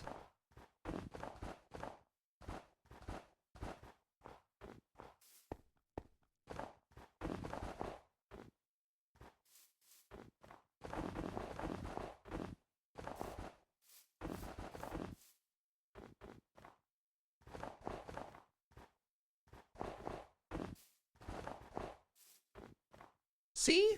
Mountain. That's so much better.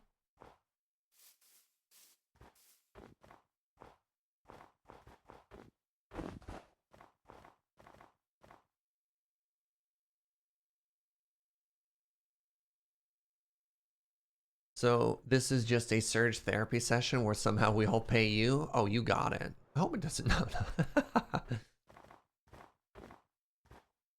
Hopefully you're also entertained, though.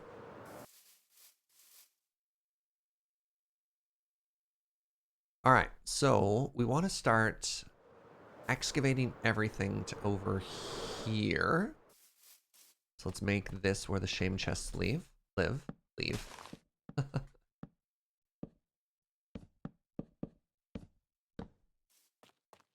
then we're going to move this path over to the side. And then this is where our tunnel's going to start.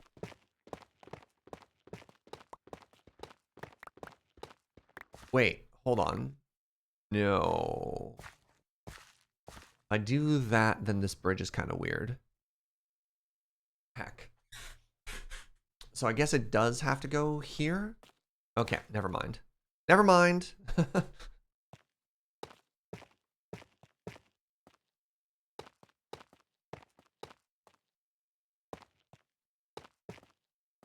Right? I did originally think I'd extend it down a little bit further, but that doesn't take into account this. All right, so here.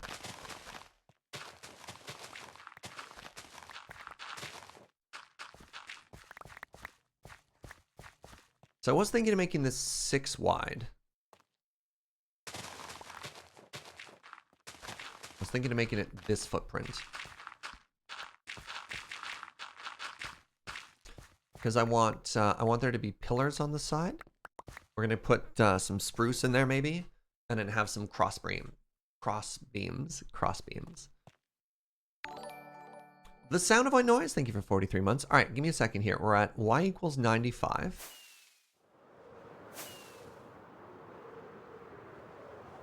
And I need to get down to y equals 77.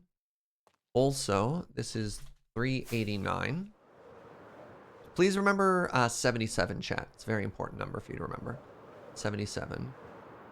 389. And this is 218. So I have about 170 blocks to drop 18. So I think that means about every 10 I want to go down one. Well, let's start here.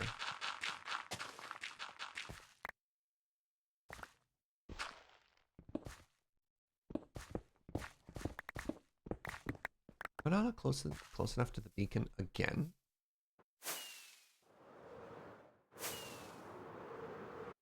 We'll get there. Instant mining. It's like cutting through butter.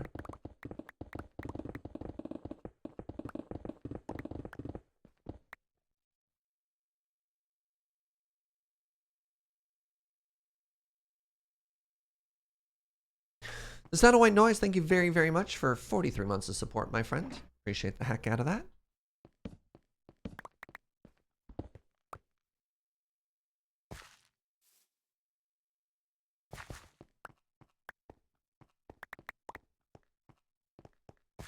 Well, let's do a little test here. 1, 2, 3, 4, 5, 6, 7, 8, 9, 10.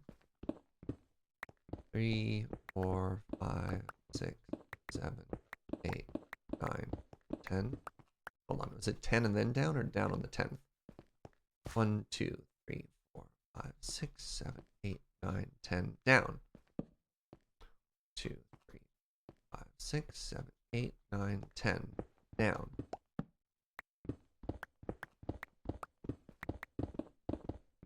Oh, geez. 1, 2, 3, 4, 5, 6, 7, 8, 9, 10. Down.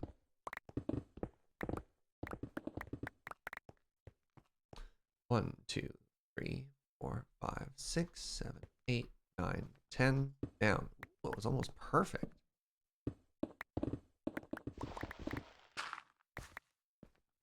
1, 2, 3, 4, 5, 6, 7, 8, 9, 10. Down. What's up, Lexi?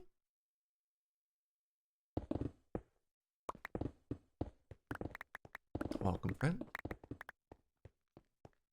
1, 2, 3, 4, 5, 6, 7, 8, 9, 10, and down. 1, 2, 3, 5, 6, 7, 8, 9, 10, and down. So here's another interesting thought. I wonder if I can count and talk at the same time. Probably not.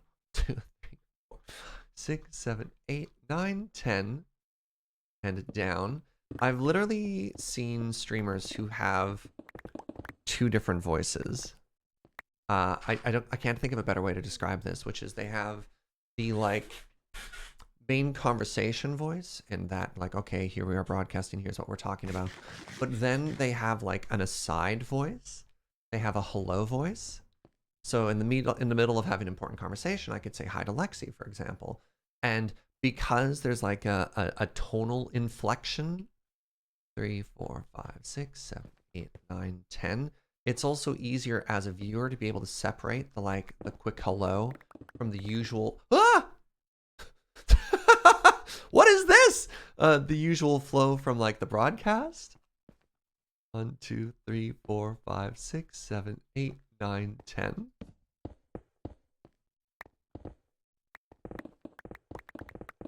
What do you think about that one?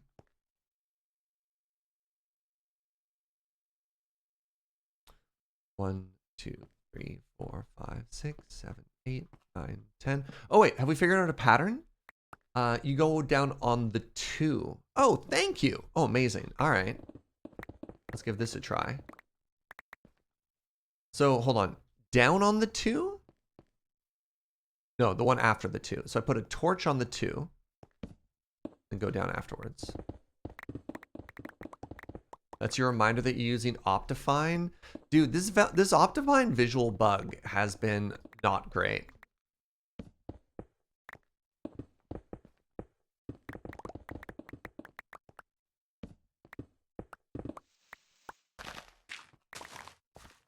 Interesting. Okay, so I didn't... Not perfect, right? You can see we're still a little bit too high.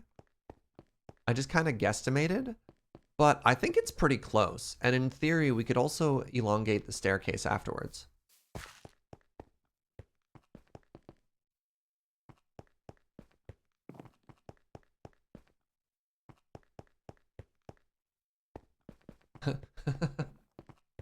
Look hello to the usual. Yeah, I think it works. All right, so let's set up top and let's start widening this, and we can smooth it out after once the majority of the earth has been excavated, right?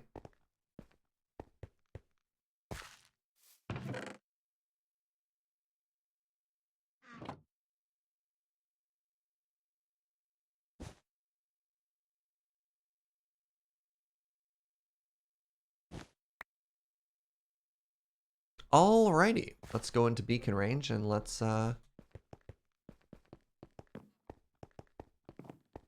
we go. It's pretty far.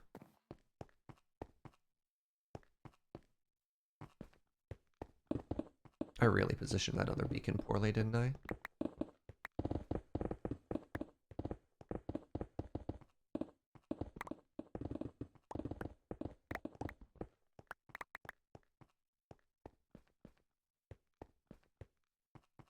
My brain got super distracted by the void. What happened afterward? We've been having a long conversation today about, as a streamer, trying not to get hilariously distracted all of the time. Specifically by, like, weird lag. Oh my god, what is with this lag? By not multi-threading conversations, by trying to be a little bit focused. And one comment, one thing I've noticed some other streamers doing is like a little tonal inflection to describe, hey, here's the main topic, but I'll also allow myself, because of course it's streaming, I'll also allow myself like brief little hellos and asides.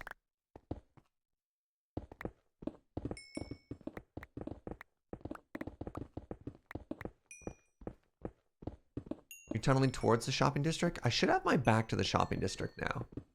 But yeah, I could be close enough that I was like loading and unloading it over and over. I've never clipped anything before. Hey, congrats on your first clip, Aaron. Thank you. Reminder to please clip. We should be getting a new highlight video up pretty quick.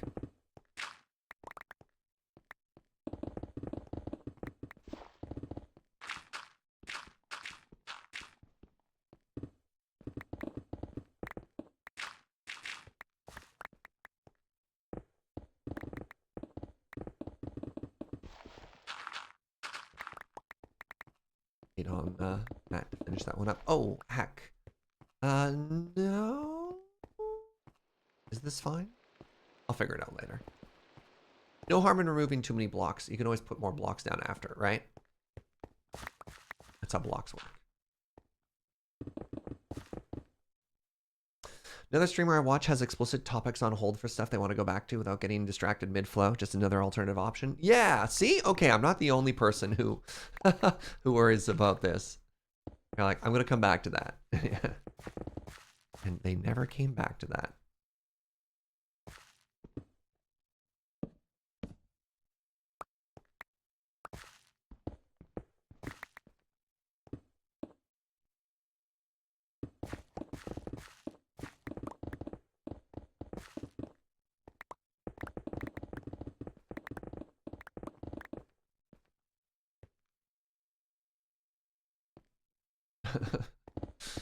With all the blocks we're blah blah blah blah blah. With all the blocks that we're collecting, we could create a new shop. It's like the second last day on the server. Probably no scope like that.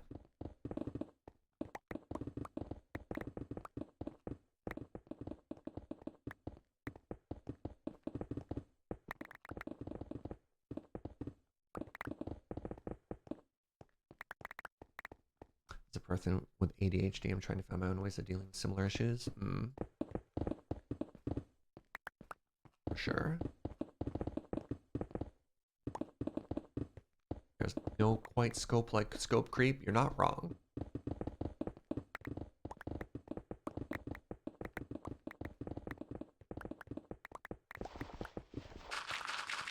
Does this have Unbreaking 4 on it? No, it just has Unbreaking 3. I'm just like, man, this pick is lasting forever. I'm here for it.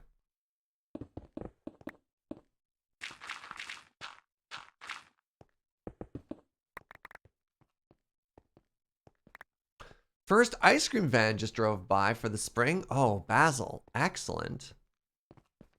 Believe you're legally required to scream, "I cream!" and run out after it. I don't make the rules, but you know.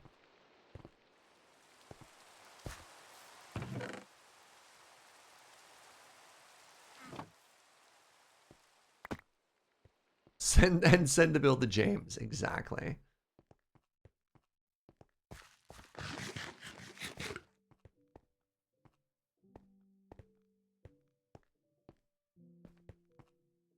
What do you call a project that constantly grows and takes almost a year to finish? A 360 no scope? Alright, first of all, it's very good. Second of all, how dare you?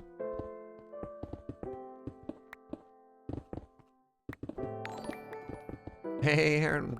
Thank you for gifting a sub to Basil. Make that too far?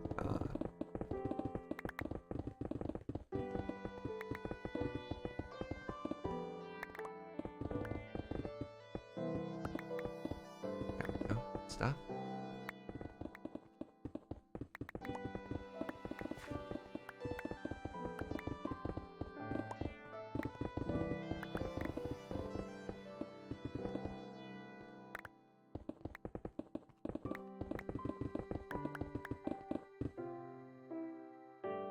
I'm starting to not like that it tells me how many gift subs I've given total. I was just looking at that number too and I was like, oh dang. That's a lot of gift subs. I wonder if we could turn that off.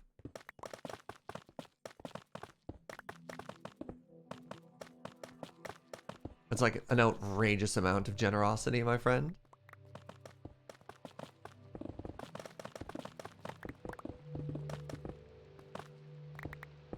You can do it anonymously, but that's less fun for sure.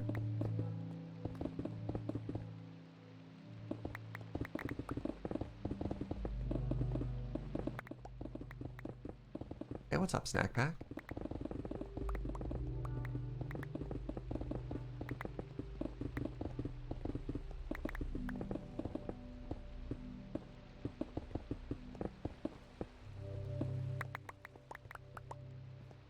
Streaming is a consistently huge point of generosity. Well, thank you. Hey, man, we're making good progress. Look at this.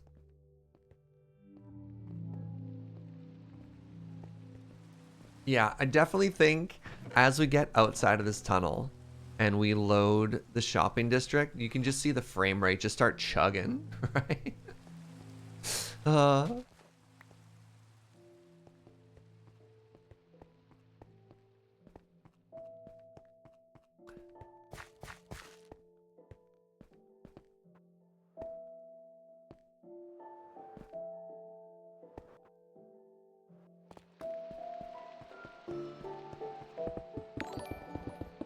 Crooked Penguin! Hey friends, we have a tremendous milestone here. Crooked Penguin has just unlocked a butterbean. Thank you very, very, very much, friend, for a year of support. That's absolutely wild. Really appreciate it.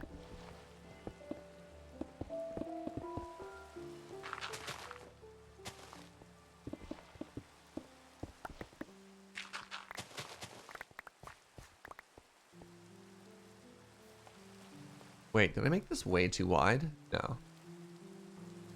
No, not too wide. Just have less work to do on the way back than I thought. Let's actually start on this side and make our way down. It's a lot easier. Thank you for the hearts in chat. Thank you for the year, Penguin.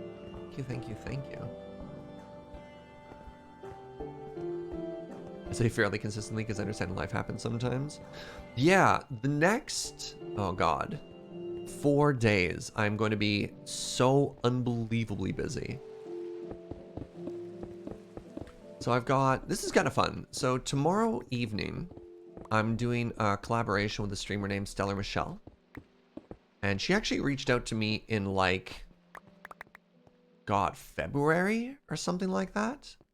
Just ages and ages ago. And she's doing this pretty cool month-long thing where she's just, you know, collaborating and hanging out with a bunch of other Canadian creators. So we're going to be playing Minecraft Bingo over on her channel. My parents are visiting. And that hasn't happened in a very, very, very long time. And I've also got like a bunch of lure stuff. So, I don't know. Basically, between like tomorrow and Monday, we're gonna do what we can, but the schedule might be a little bit different and or sporadic.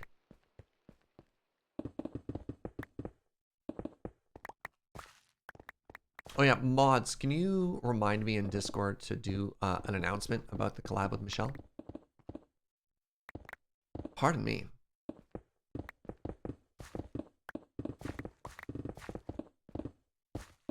So folks can come check it out. Did my parents understand what they do? It took a while, but... Does anyone truly understand what I do? Accountant sure doesn't.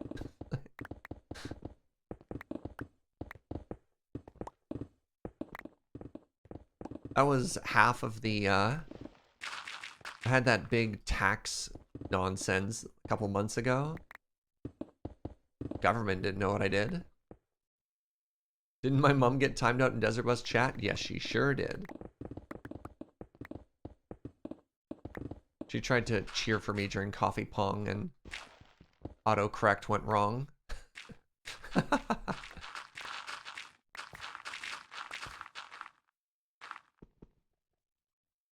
Maybe take Friday off. The issue is, though, I'm so hyped to play more Vault Hunters. I'm like really, really, really motivated and excited to play Vault Hunters. So I don't want to take the weekend off. I might have to, though. We'll see. Yeah, I've got Friday Night Paper Fight on Friday night, which is pretty exciting. I've made a very janky deck, even for me. I don't want to do any spoilers because I don't know if we've announced the theme, but I've made like a powerfully stupid deck.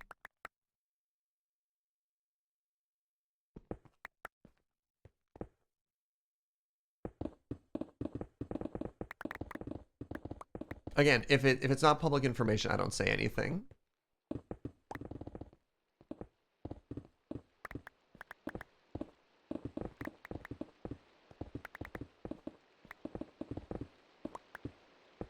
Take time to take care of yourself. So I don't think burnout is working too much. I think burnout is working too much when you don't want to, when you feel like you have to, or stuff like that. Because you can put in weird hours and feel good about it. But thank you.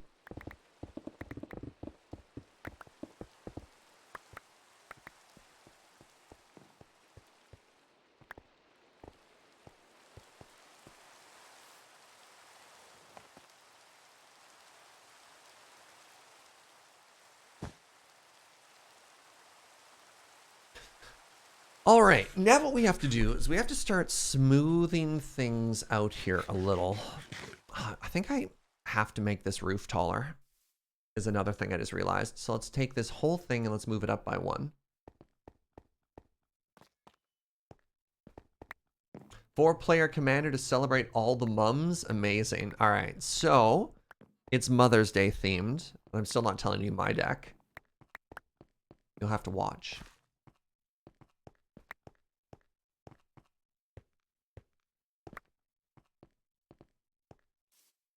For me, burnout is working hard ad nauseum with no insufficient chance to recharge. Exactly. But I think sometimes it's weird. It depends on the project you're working on.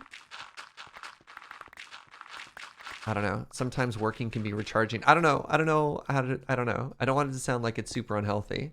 And I'm definitely not one of those people who just like, I think as a culture lately, we celebrate being busy way too much in not a good healthy way, because you don't even say it in a positive way. You're like, oh god, I'm so busy all the time, and that in and of itself isn't necessarily good. But I know me, and the worst my mental health ever is when I have nothing to do. I don't do nothing well. That's not to say I can't have a vacation, or I can't just like, you know, chill and smell the roses. But when I'm between jobs, oh, my mental health is terrible. I need that structure. Like, I really need that structure.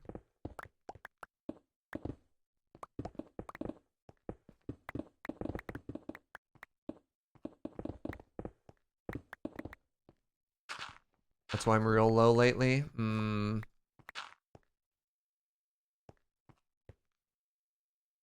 Been employed for a year now? Oh, friend. Yeah, and it's not even, I don't know, it's not even to say that, like, I need a job to give me an identity or something like that. It's just like, I need I was on vacation for a week and I almost completely destroyed my sleep schedule. just like out of nowhere.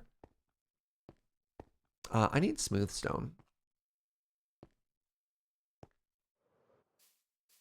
I need to start shaping the ceiling. Had stuff to keep me busy, but it's finally worn out the fun. I get that, friend. Trust me, I mega get that. Last time I was unemployed for a long amount of time, I became a magic judge. Just to put that into perspective. I was like, what should I do? I know, I'm going to immerse myself in a completely different system of rules.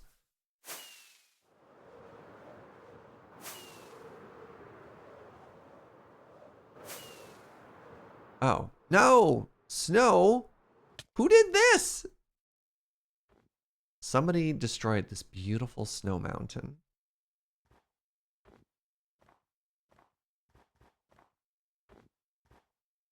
Oh, it's powdered snow. Somebody almost died. That's really funny. Well, not like haha funny.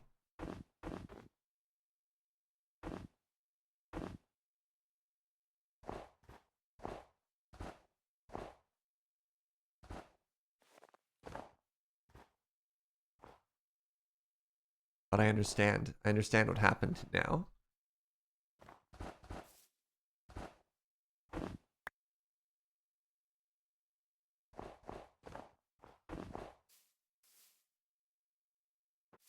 That's all the danger snow there is what that is. Oh.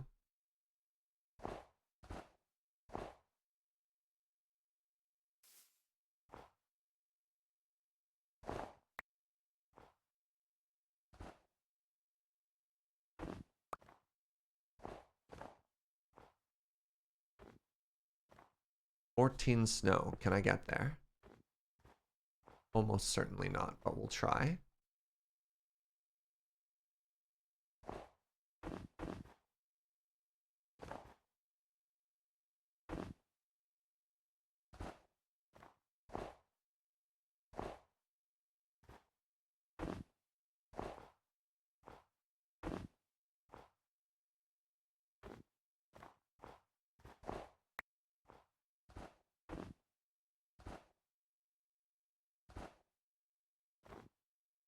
Does snow build up over time? No, natural snow will only ever do this.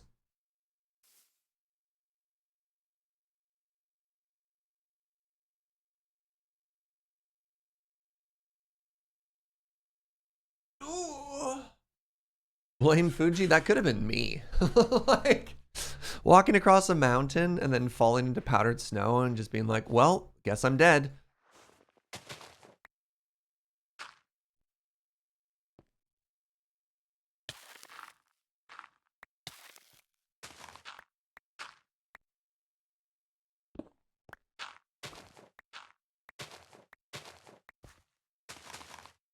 Right? Like, almost died there. We'll get more. We'll make it pretty. Anyways, where was I? Right.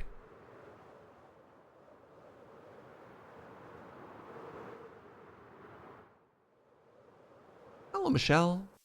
I was just telling chat about our upcoming adventures.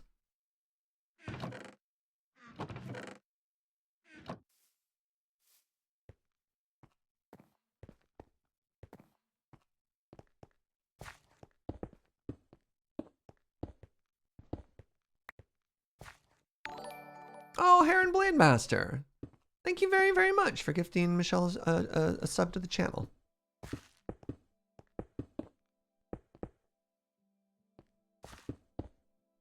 Remember, we don't have to worry about ceiling zombies because we are within the protective range of a mega torch. All right, give me a second here. 1, 2, 3, 4. I like 4. 1, 2, 3, 4. Let's do 4 and then it goes down. 1, 2, 3, 4.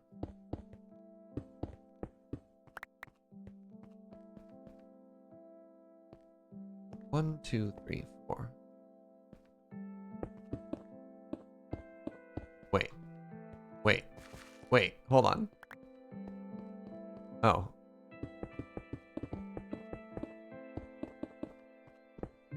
There we go. Right? Does that make sense? Or have I messed it up now? Am I off by 1 now, or is that perfect? I think that's perfect. 4, 5. 1, 2, 3, 4. Okay. So we're here. Yes. Everything is good. Everything is back.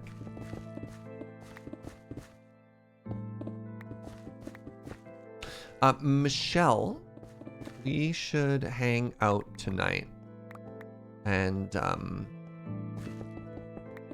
make sure everything is good to go.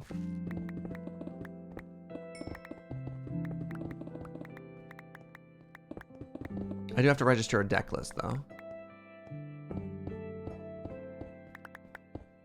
But yeah.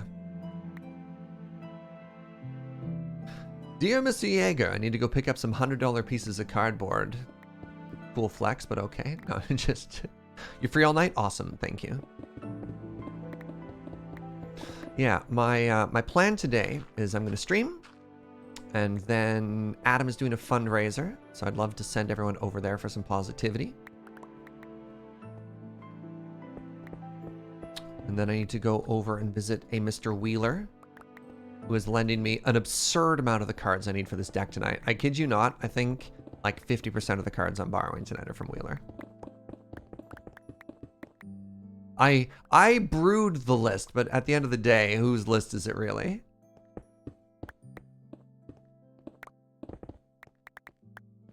How many are in Russian and German? Oh Lord, I don't even know.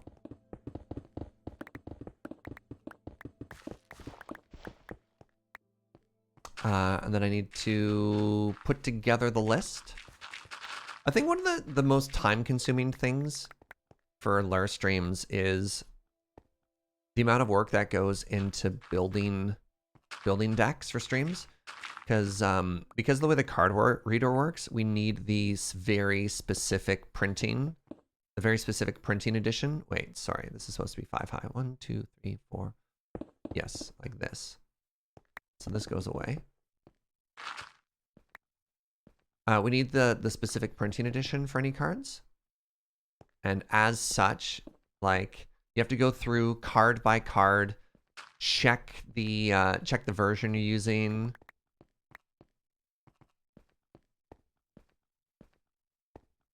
What the, how am I so wrong?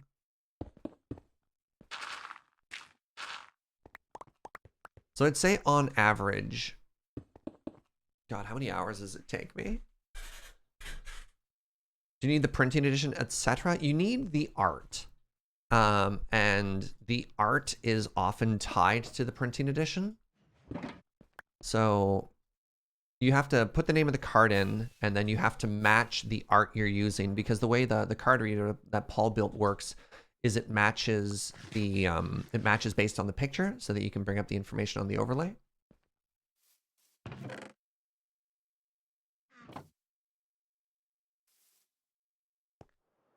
So yeah, for a 100 card deck, it's probably going to take me like an hour, which is, again, not bad, but just one more thing. Just joined haircut? Yes, I'm feeling very cute today. You know what, chat? I don't know. A, thank you everyone for noticing. But B, I get haircuts fairly regularly. Am I just looking extra cute today? Why are so many people noticing this haircut compared to previous haircuts? Good.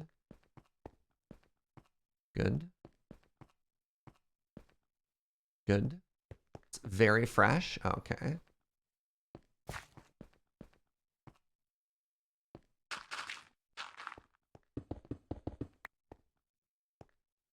Sorry for not noticing before. No. I just, is this a particularly good haircut? I don't know. Wait. Yes, this is now correct.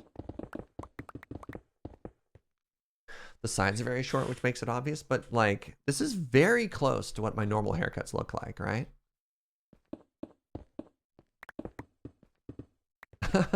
I literally just talked to my hairdresser and I'm like, I don't know, do your thing. I'm easy. Oh, all right, here's a random thing. Apparently, it's very chic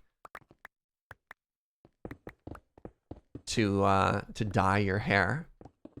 Frosted tips are back. Any 90s kids in the chat? Frosted tips are back. And so my hairstylist was like, can I dye your hair? And I was like, what?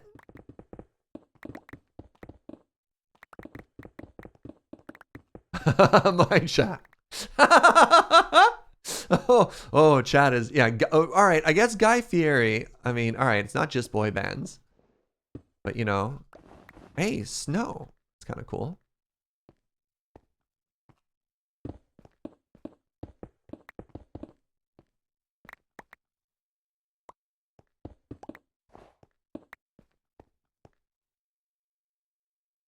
Frosted Tips is Static X back? Oh my god, I haven't thought of Static X in a while. I didn't think Static X had frosted tips. He just had the hair that just went. You think it would look good on me, Serge? You should definitely get some frosted tips. Are you? I can't tell if you're joking or not, Mitsu.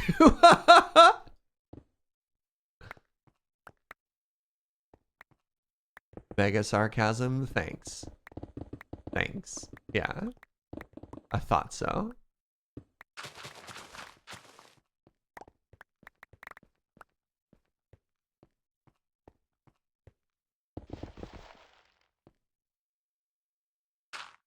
Static X and JTHM. Jace the Mind Sculpt. Hold on. What? Sorry. Spell that one out for me.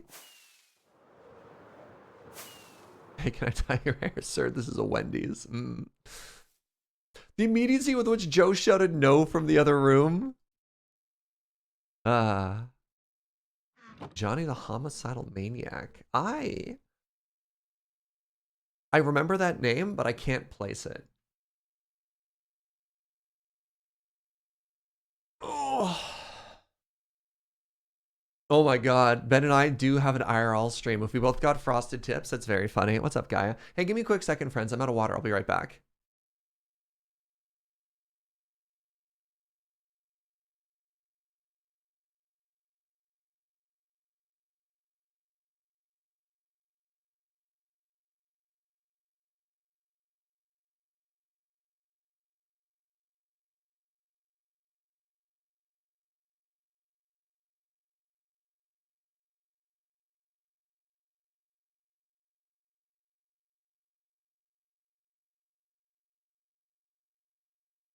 I'm back. Ben and Serge do Zoolander poses with frosted tips. I mean, it doesn't sound all bad. What's up, Nets?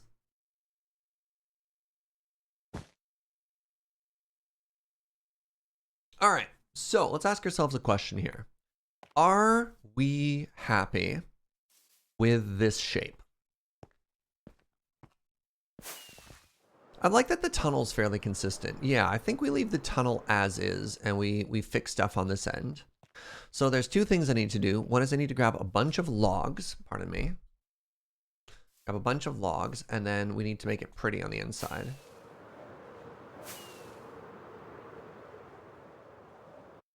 So I think what I'm gonna do is I'm gonna put a spruce support.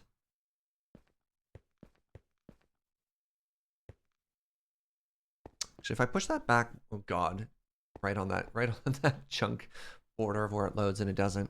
So if I put a spruce support here, you know what? I actually think I'm gonna take this one line and I'm gonna push it back each time. I got a plan. Got a plan.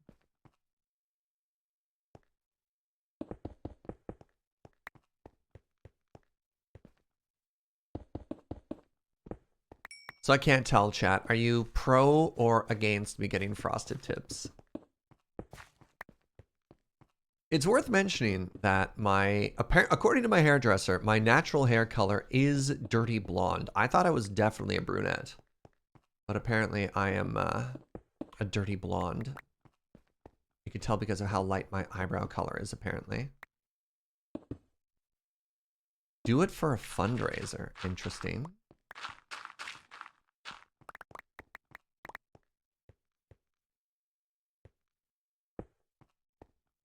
You thought Joe used her veto?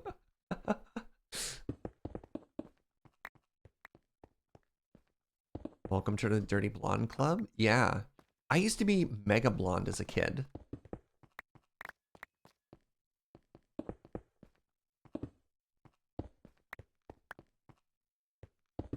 Yeah, you've heard of the veto. Introducing the Veet Joe. Does it scan?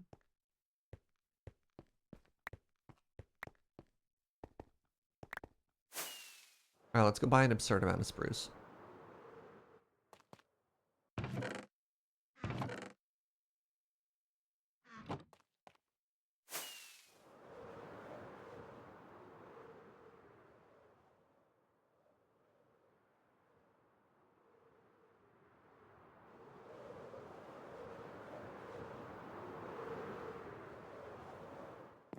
Oh no. Oh no. Oak it is.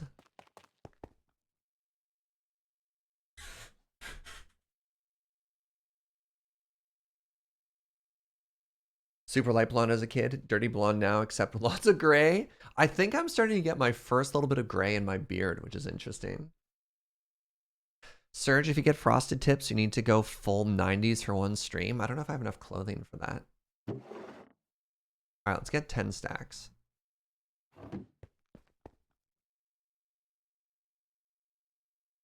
So that's going to cost me 5 diamonds.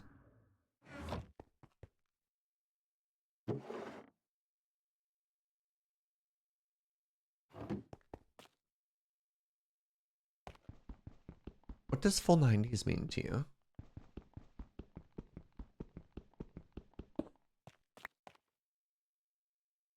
Wallet chain? Is wallet chain 90s? Wraparound Oakley's sunglasses, frosted tips. It cost me a fortune. I have to find this stuff in a museum. Oh god, I hit that so hard. Apparently 90s fashion is coming back. Fanny packs are back, chat. Fanny packs. Chokers! Oh god, sorry. That's something I hadn't heard in a while. All right, so I was thinking, dangerous thing, I know. What if we did something like this?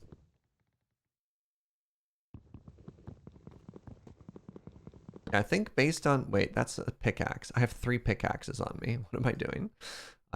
Something like this.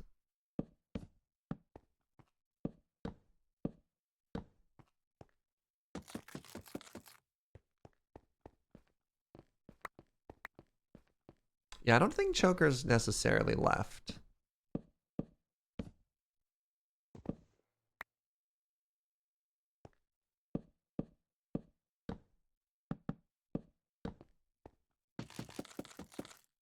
I love the 90s stretch plastic laces chokers though. Interesting. Yeah, that looks really cute.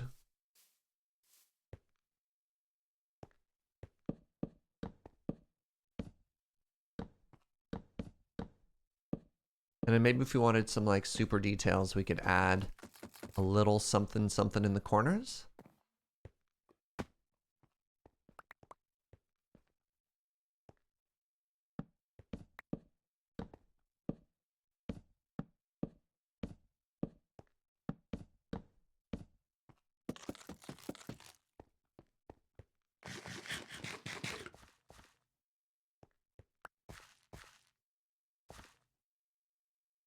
There's a difference between enjoying a look and actually wanting to wear it. Oh yeah.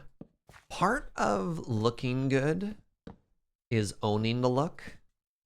Because like, I don't know, somebody could put me in a $30,000 suit and I'd be so uncomfortable. I probably wouldn't really be able to vibe in it. You know what I mean? Is the soul patch 90s or more 70s? No. 90s was the awful chin goatee. I had one of those. That was 90s. Or maybe that wasn't 90s because I couldn't grow a goatee in the 90s.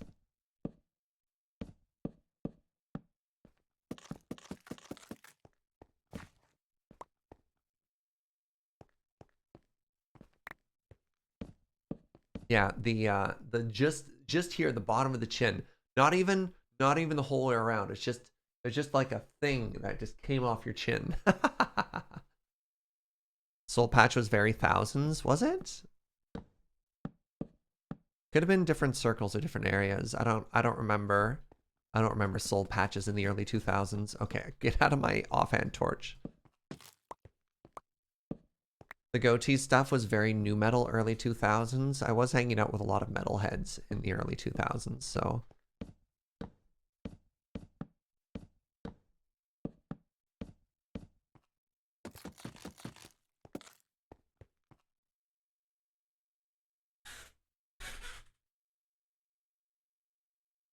yeah, apparently Shaggy from Scooby-Doo was very influential for a whole generation there.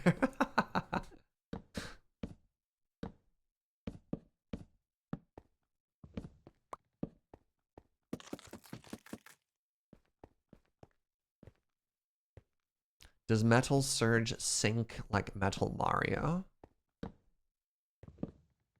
Probably.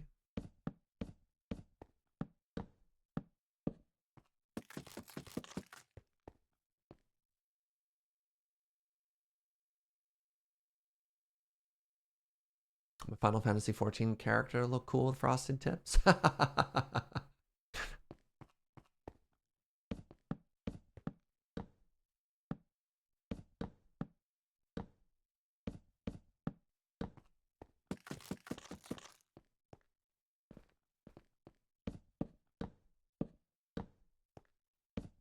It's been a while since we've done a build like this, eh? Like Nether Hub construction. I don't know. I kinda miss this.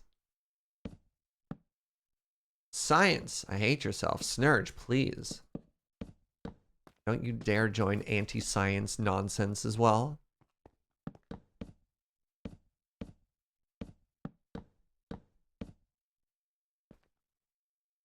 Were starter jackets big there? What was a starter jacket?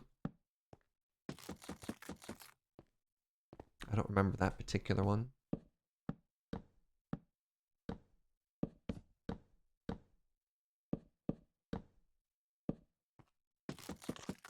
All right, so now I need a bunch of smooth stone. Oh. Ah, this is fine.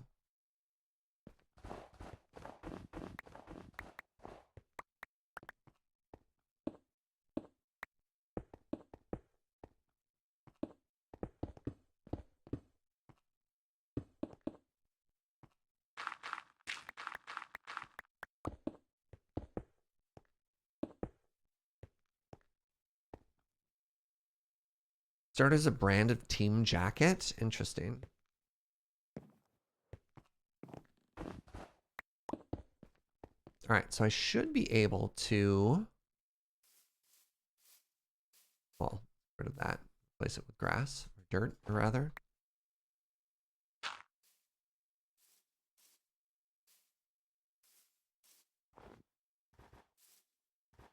Oh, that actually looks totally fine. I was trying to see where things are poking through, but I think it worked out. Don't forget the Reebok pumps. All right, which is the, nope. Oh, buckets.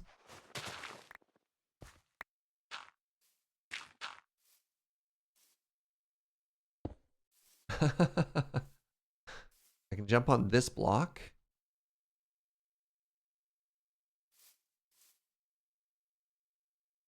Parkour.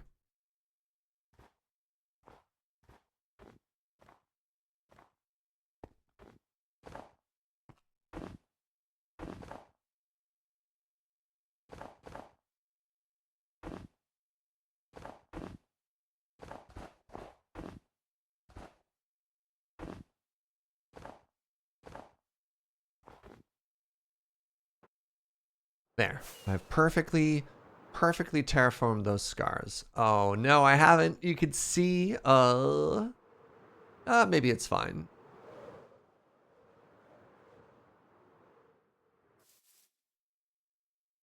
Maybe it's fine. It'll do. It'll do.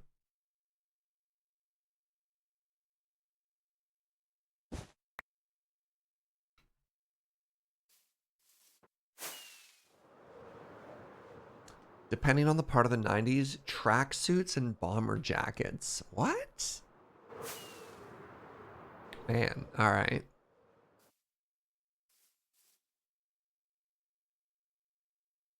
I guess the problem with being a kid was not really being aware of the fashion at the time, if that makes sense. Because when you're really young, you don't have to, you don't really have to pay attention to any of that, right? All right, so now what we want to do, I'm going to put this down. Never mind. We want to grab this. We want to put a little bit of supports in the corners.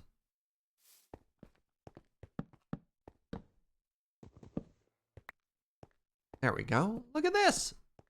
Cute.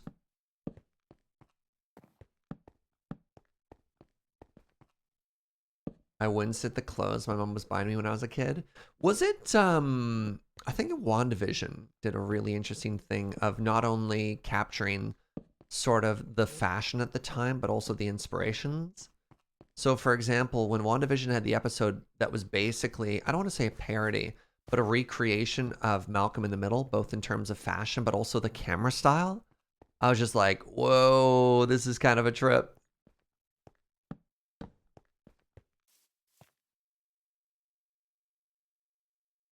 All right, now what we do is lanterns, so we can get rid of all this torch spam.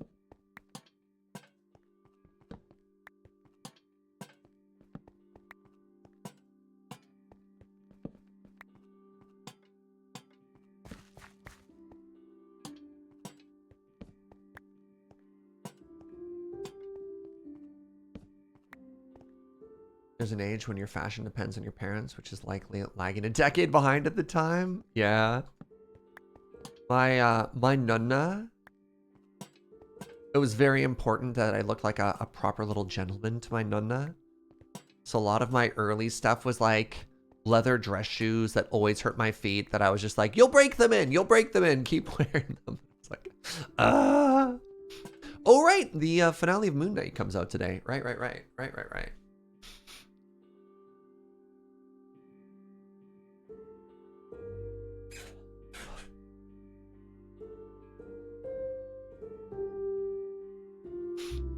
You didn't watch WandaVision? Was it good? It was interesting. I don't know. Depends what you enjoy. I thought it told an interesting story. It's about all you can ask for. That's all I really ask for.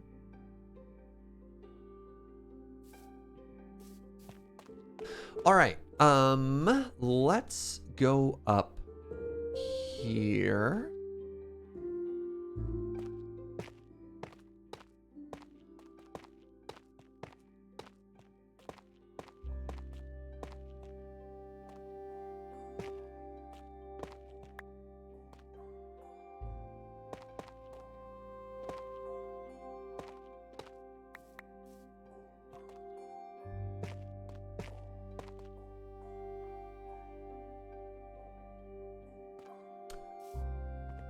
One, 2, 3, 4, 5, 6, 7, 8, 9, 10.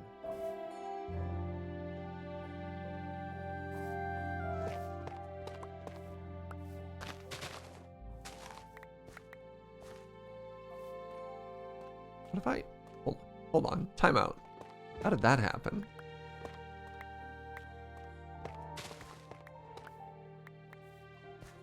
That's kind of funny.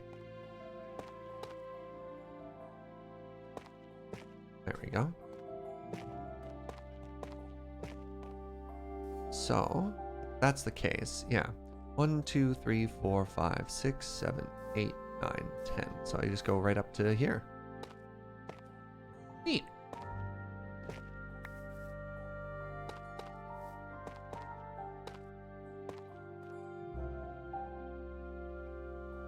How'd I lose count of this again? 1, 2, 3, 4, 5, 6, 7, 8, 9, 10. So...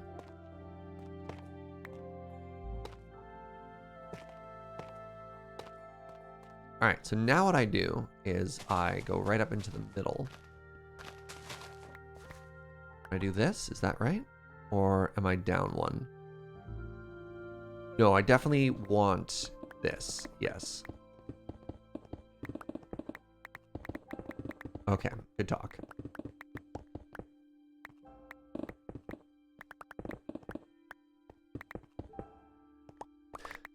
Have you gotten into Moon Knight a bit more now? I understood you're having some difficulties the first few episodes. We're on episode 5, and I currently think the least interesting part of Moon Knight is the fact that it's a superhero movie.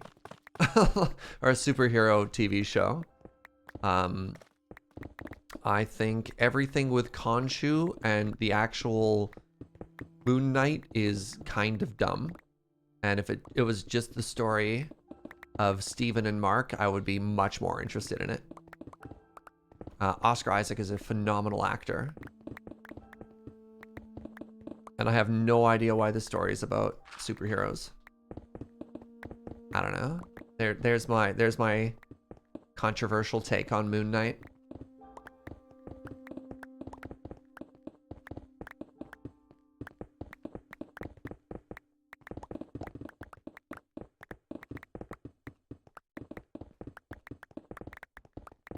Many people are furiously typing.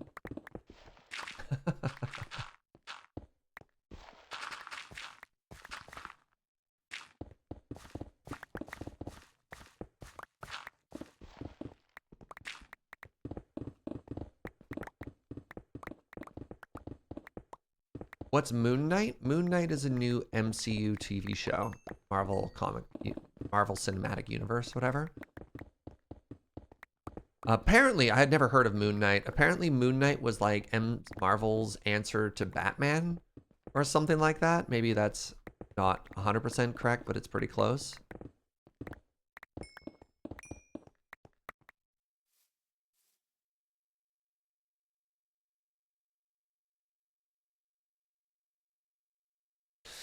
In the original story, it was implied that Khonshu was just an imaginary friend, and Moon Knight was just a guy who beat up criminals. Okay, I did hear that it was changed a little bit.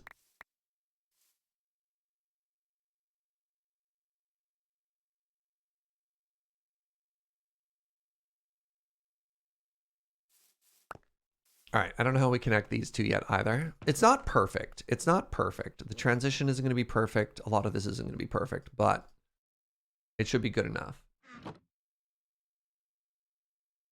Episode 1 was good, Van Beal. Episodes 2 to 3 get less good. Episodes 4 and 5 are pretty interesting.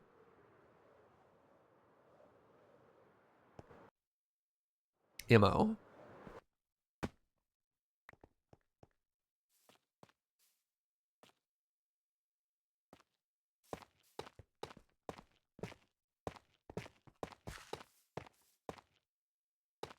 In the comics, Steve Grant is basically Bruce Wayne. I don't know. I don't have a horse in this race. I'm not a super enfranchised comic person. I should note that right now.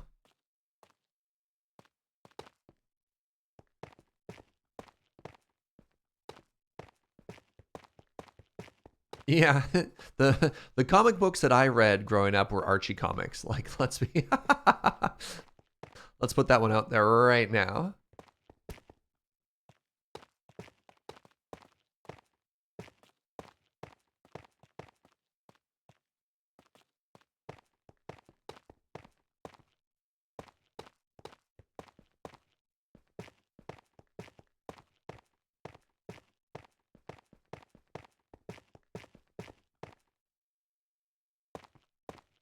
Very different, but I think this is better because I was never a big Moon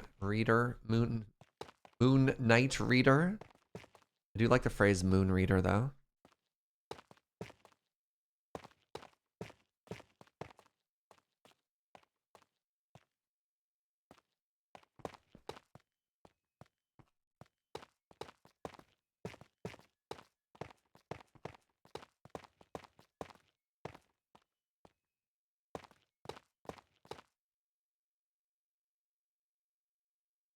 My knowledge of the comic strip is limited to one where he goes down the stairs and demands that Dracula give him money.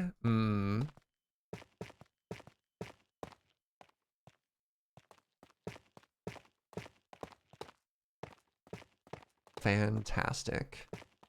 Look, anyone who's going to try and extort money out of Dracula is okay with me. Wait, is it? I don't know. Hold on.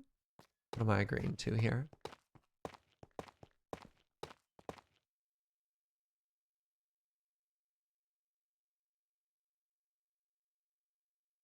Statistically improbable that everything that the MCU team is going to make is a banger. Yeah, like Thor 2. Oof. Actually, original Thor, other than, you know, the cast was fantastic.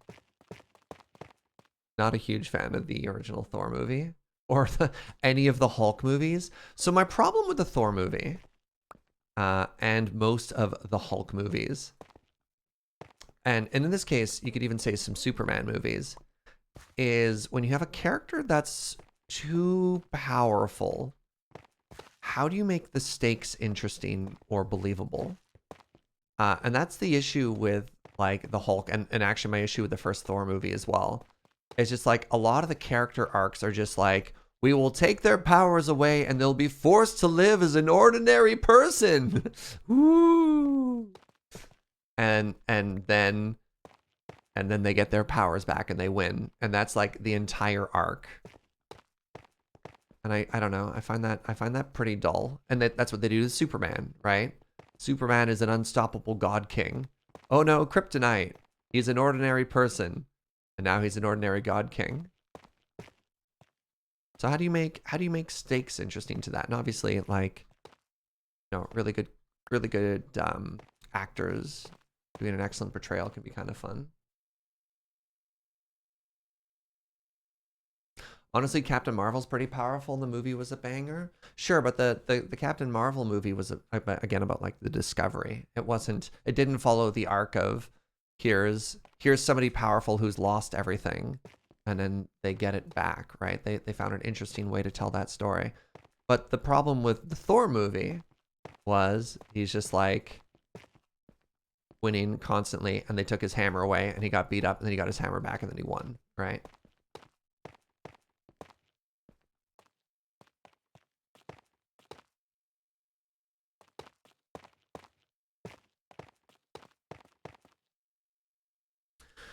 How do you feel about Captain America? I thought one of my absolute favorite movies in the entire MCU was Winter Soldier. And I loved Winter Soldier because it was a movie where the stakes actually impacted the world. And one of my least favorite superhero tendencies is sort of the monster of the week, where at the end of the movie, everything goes back to exactly how it was at the beginning. And in that, you're just like, what? What happened? What has actually happened to the world, to the character, to anything? And when there's a perfect reset afterwards, I'm just like, oh, okay. I don't want to say this was a waste of my time, because obviously something could be enjoyable there, but it's like, why did the story need to be told?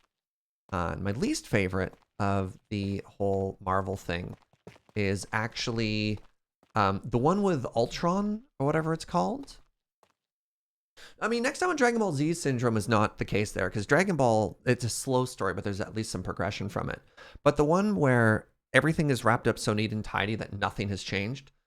So in I think it's the Age of Ultron, whatever Avenger movie that was, they literally invent an enemy that didn't, Avengers 2, that didn't need to exist, invented a country that didn't exist before, destroyed that country, and then destroyed the enemy. And then sure, it had some like knock-on effects, and you know, if you're an infringement, you'd be like, this was the whole setup for, you know, the initiative to tear them apart and led to the creation of the Civil War. It's like, sure, but like that, you know, that doesn't make the movie itself interesting. I don't know. Yeah, I hope I'm phrasing that interestingly enough, or like stating my point there. It's just like, I need a movie that has stakes. I need a movie that tells something that's interesting. And the issue with a lot of the very powerful superhero characters is they don't do that. You know, they'll create a problem that didn't exist previously, or they'll introduce a problem that didn't exist previously, and then they will solve that problem such that either the world isn't even aware, right? They've done such a perfect job of keeping people safe from the shadows that the problem may as well have never existed, right? Like if you remove the hero and the villain from the equation and the world has literally not changed. I mean, don't get me wrong. I'm as much of a fan of like protecting the world from the shadows as anyone else is, but like do it in a way that like something could matter. Did you enjoy Serenity? Yeah. You know, I mean, space westerns kind of have their own problem too, but like, yeah. Let something change in your stories. I do worry that they're so terrified of building so many things in Marvel movies that they're like, there can't be that many consequences in every movie. Oh, am I out of blocks? Let's do 2 stacks each. They're like, can't allow too many consequences to happen in any individual movie. Otherwise, like, it just doesn't work. They can't like all fit it together. There's too many moving pieces. So only certain movies now are allowed to be payoff movies. Like you have entire shows and series which are like establishing or build up ones, and then other ones which are payoff ones, which is kind of weird. But like, I don't know. I don't necessarily want to watch a movie that doesn't have any resolution on its own.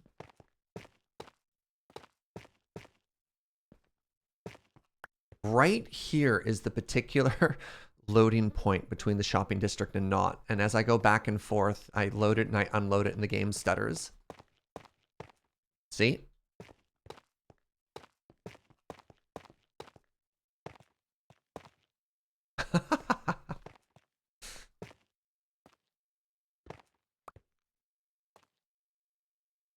Sounds like the opposite of comics where you immediately lose track of everything if you miss a single episode. Yeah, I want things to matter. I want things to have stakes.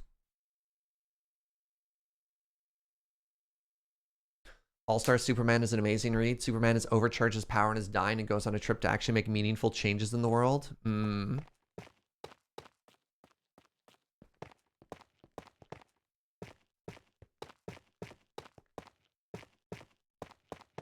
Yeah, like I still enjoy Marvel movies. I still enjoy superhero movies. I mean, God, I constantly read stupid power fantasy. Wait, 1 second, friends. The moment of truth. The moment of truth. Oh my goodness, thank goodness it lines up. Oh, can you imagine how after all of this, if the patterns didn't line up? Oh, that'd have been devastating. 1, 2, 3, 4, 5, 6, 7, 8, 9, 10. Oh, and then the stair goes right there. It's good. Yeah. Hey, Mahal, thank you for 41. Well, it was a 50-50 chance. Either it lined up or it didn't. Which is kind of a meme thing to say, but literally it was, it either worked or it didn't, right? All right, give me a second here. 1, 2, 3, 4, 5. Crap. 6, 7, 8, 9, 10. 11, 12, 13, 14, 15, 16, 17, 18. Okay. 18 steps. 18, 36. Oh, 36 is not a perfect Minecraft number. 36. So I need 36 of each stair block.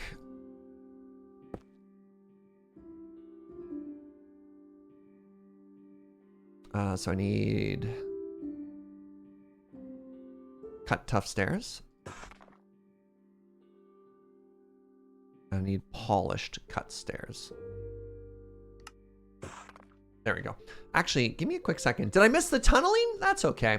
Meaningless Meg, thank you for 100 biddies. It's a good tunnel, though. It's a very good tunnel. Give me a quick second, friends. I need to take a short bathroom break. Unless I'm mistaken, wasn't the road a warm-up activity? It's going to be the... Sure, T-Plane. It took a little bit longer than I thought it would. Anyways, I need to take a very short bio break. I'll be right back.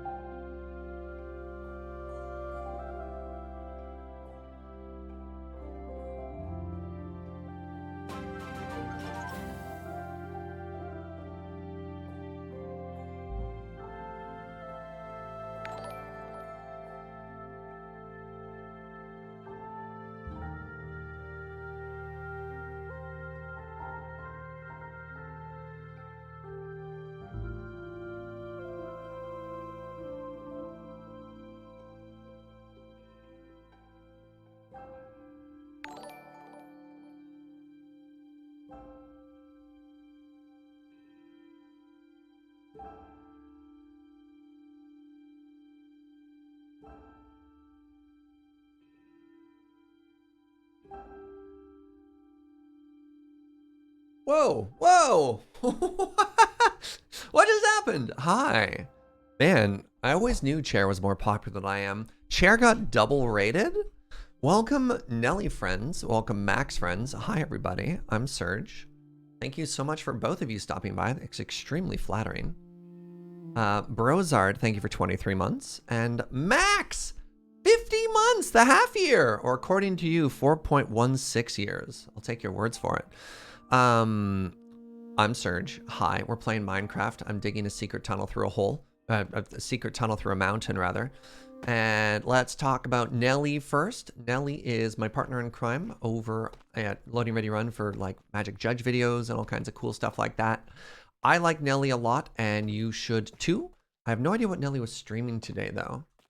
But Nelly streams Magic and occasionally Valorant and Mario Maker.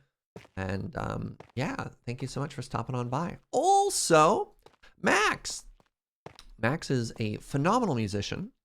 One of my channel moderators, one of my good friends. And they play the fiddle real good in the morning, and will occasionally also do some variety stuff, like play on the server and stuff like that too. Magic today? Heck yeah, are you checking out that newish Capenna, pardon me.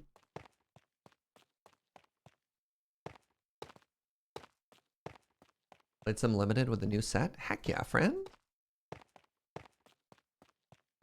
So let me introduce the old project here. Let me lay down these stairs and I'll get you up to speed on what we're up to here. Also, weirdly, I kind of know what you're doing in the game right now. Oh. That's right. You had your first foray into Minecraft the other day. You're basically a pro.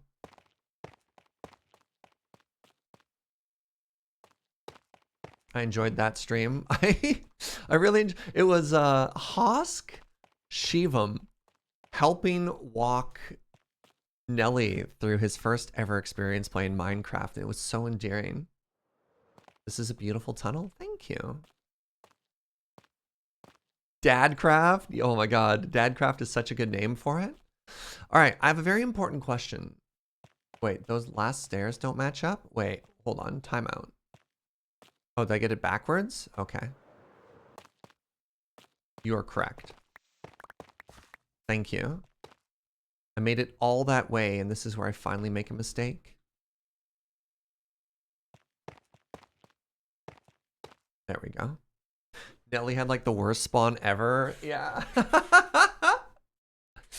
I think something similar happened to Matt Wiggins as well. He's like, what is it with brand new players and spawning in mesa biomes?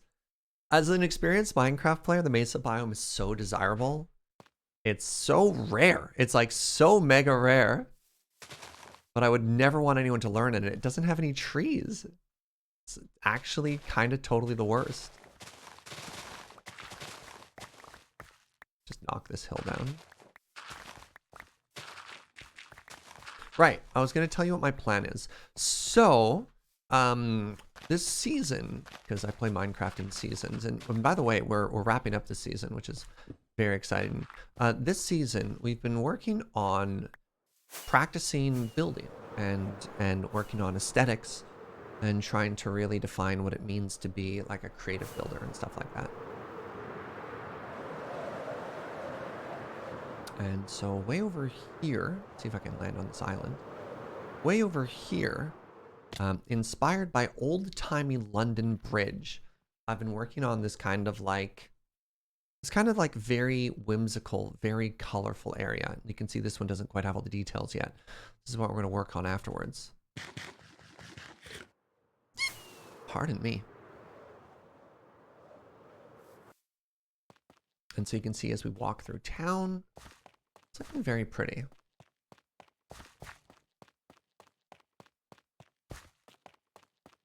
We also added, through modded, we added this actual functioning drawbridge that goes up and down, which is very cool.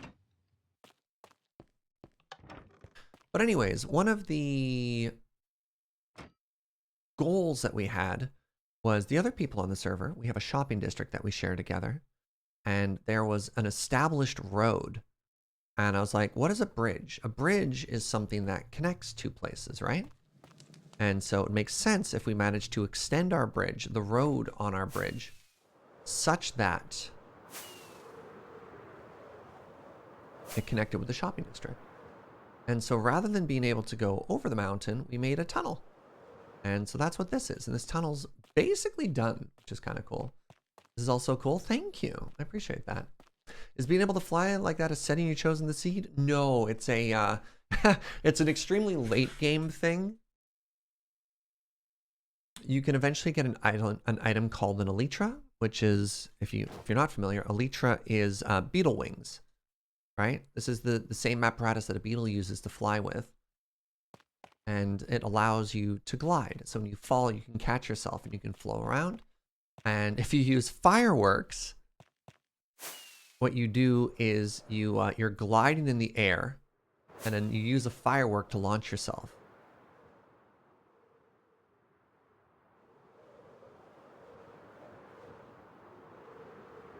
Yeah. So yeah, the other people on the server had created this road network. Oh, this is our starter base. Fuji made a dam behind it. So yeah, we are now connected, which is kind of cool. This is one of the most terrifying methods of locomotion, in my opinion. Yeah. Ripperino, if you've got heights make you uncomfortable in any way. Ninja Puff, thank you very much for gifting a sub to Nelly. I do appreciate that. All right, where was I? Right. Down here slightly. Makes me annoyed that the best way to travel is so ridiculously hard to get. They don't make it straightforward, do they? All right, I've got one last question to your viewer. What do you think looks better, this or this? Do you like the stairs out or do you like the stairs inset?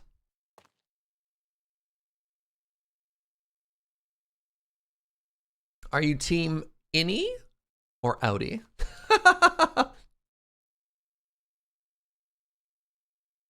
It gives it two very different vibes. Team inset, inset. Definitely some members of team outset.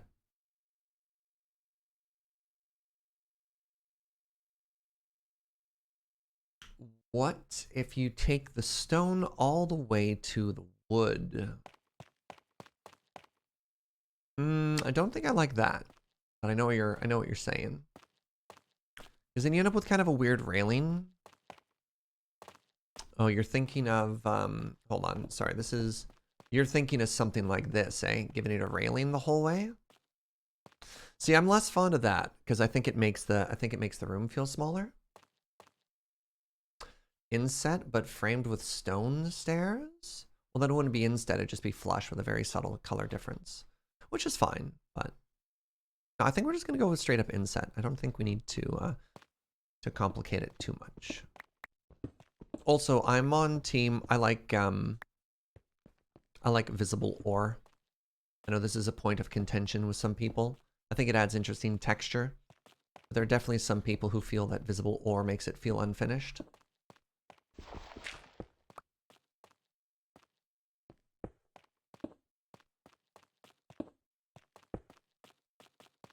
Boop.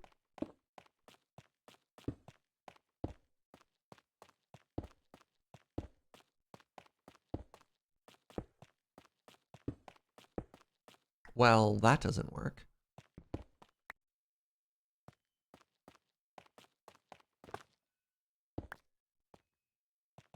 Perfect.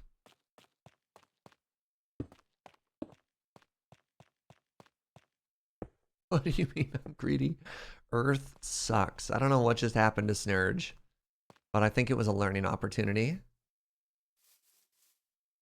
All right. I wonder.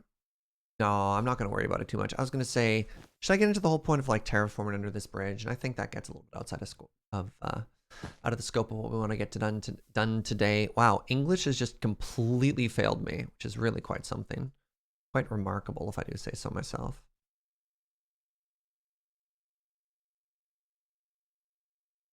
There we go.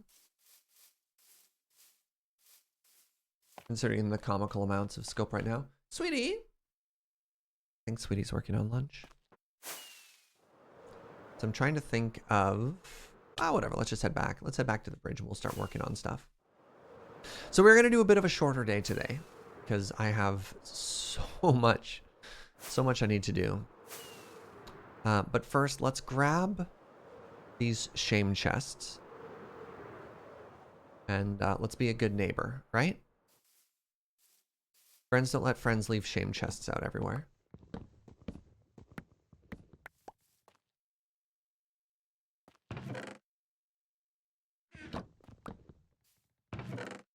Well, at the very least, take it home.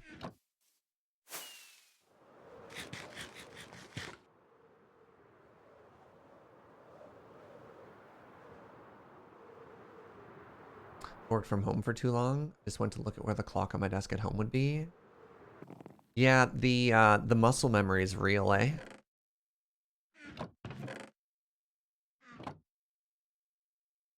I know that feel.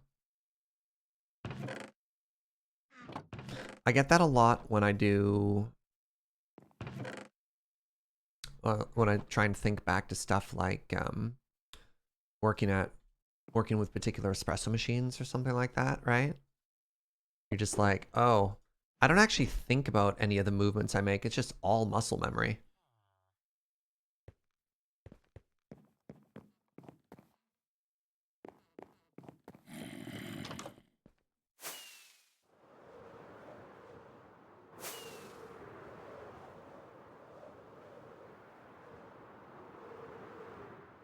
It's important to be a good neighbor, even in Minecraft.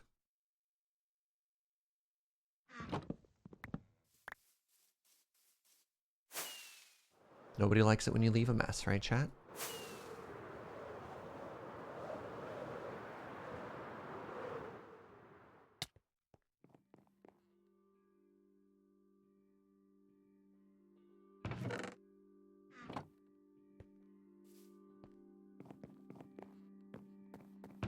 All right, drop that there.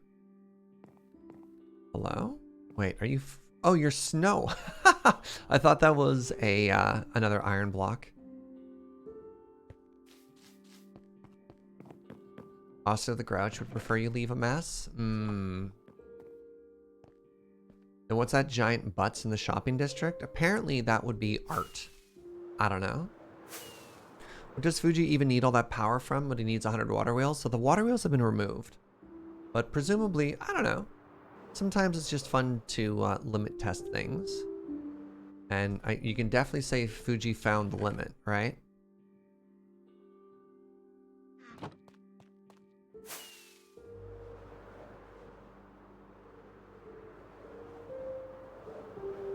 Art is dead. Hmm. I miss art. Whatever happened to art? Pharmacist judge with the 50 months as well. This is wild. The half year. Thank you, thank you, thank you. The little team order in me gets so happy every time I see another 50-month sub. Isn't it a beautiful number, chat? Can we just appreciate how good and round 50 is? God, the lag. I would use the word round to describe the number 50. What do you think?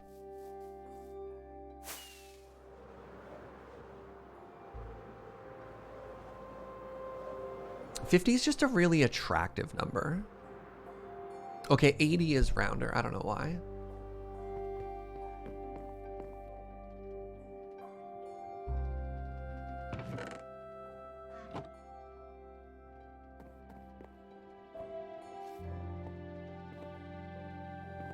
Number 50 just makes me smile. Look at this wealth, by the way. Contingent cat! Holy moly. A netherite bean? Alright, we need some hearts for that too.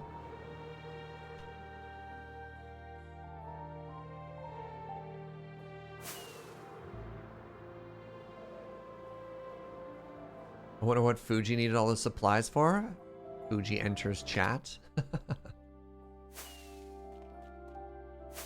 Fuji, don't tell us. We'll check out your new secrets on stream tomorrow with the tour.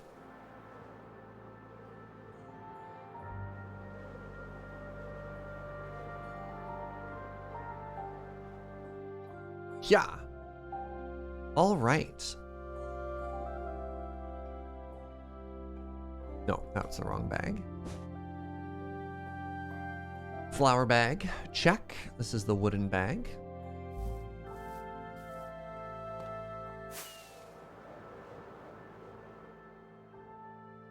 $50 feels like a regal line. Anything 50 or over is suddenly all regal. You haven't actually built much, sadly. Maybe we can get some stuff done tonight. There's no rush. Like, the last thing I want to do when we do a server tour is make people feel like they have to crunch for an exam. Right? Like, that's not the vibe here.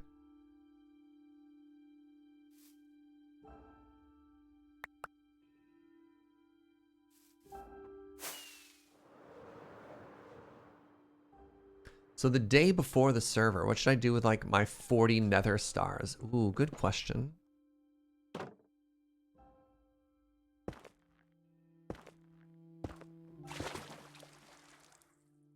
just not going to be able to finish your stuff. That's fair. How else do you get the A+? That's fair, I guess. All right, so hold on.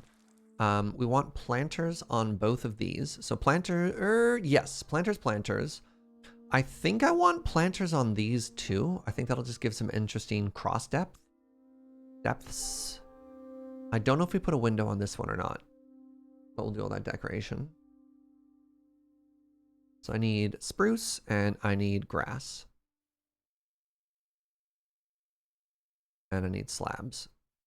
And I need to make more slabs. Is there a crafting table in here? There is not. There's now a crafting table in my inventory.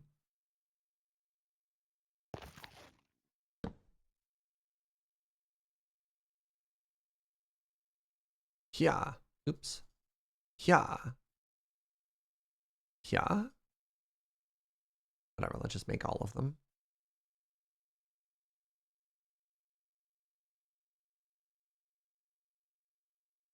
Tremendous success.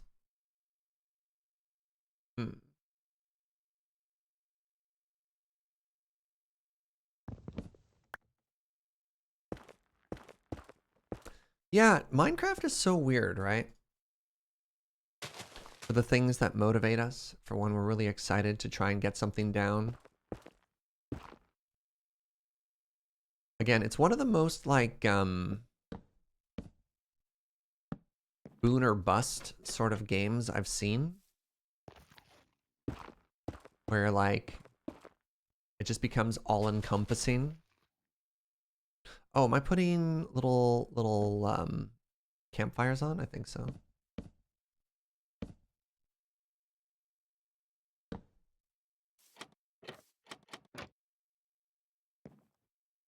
Oops, goodbye.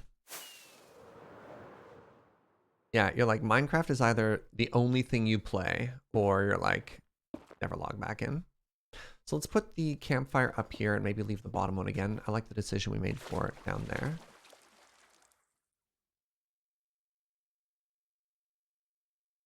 Okay. Oh, I do need my shovel back. Heck. I was so confident I'd never need my shovel. Hello? Oh, it's there. I thought I threw my shovel away. All right, or my bag away. Wait, I did throw my shovel away. Where's my shovel? Hold on, timeout. Chat? Oh, I put it in the wrong bag. This is fine. Anyways, the reason for that is, do this now.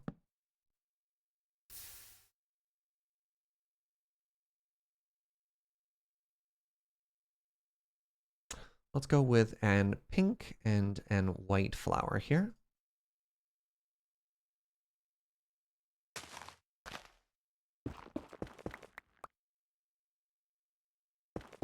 You definitely go through Minecraft phases. March, April is my yearly Minecraft binge at this point. You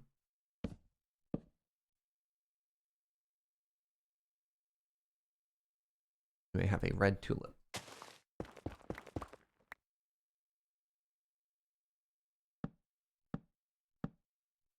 Very nice.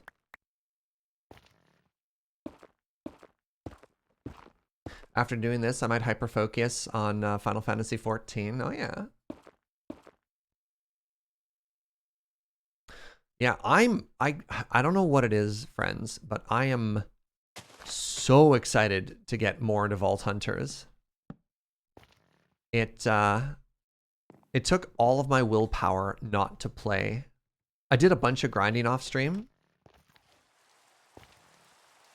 Oh my goodness, it's lunchtime. Hi, my love.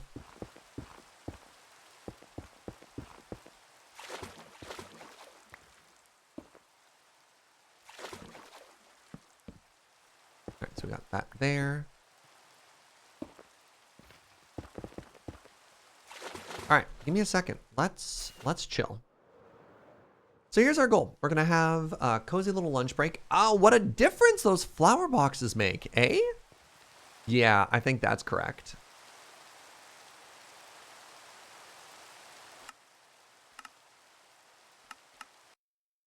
Go to lunch. So here's the plan. We're going to have a short little lunch break. I'm going to eat some grilled cheese. We're going to hang out. We're going to come back. We're going to finish that face. And then we're probably going to have just sort of a chill, easier, earlier day. Because again, as I've mentioned a couple times, I am kind of mega busy. And then tomorrow, we'll do some finishing touches. We're going to do a server tour. We're going to hang out. We're going to explore. And then we're going to call it there on the season of SergeCraft, which has been absolutely lovely. And thank you to everyone who's joined us on that journey thus far. How difficult is it to beat the dragon for the first time? It depends if you're going in. I recommend not going in blind. But like, if you've watched streamers or YouTubers beat the dragon fight, it's practicable. The only thing I'd recommend is set a bed spawn point outside so that if you die, it's fine.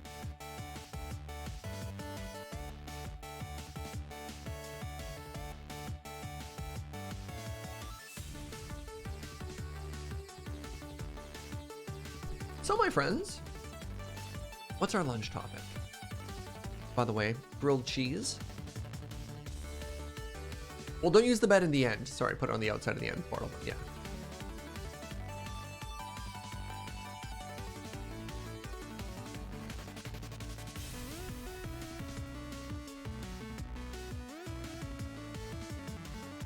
Love a good grilled cheese. Joe went and picked up a really good loaf of sourdough, so we're making our way through it while it's still fresh.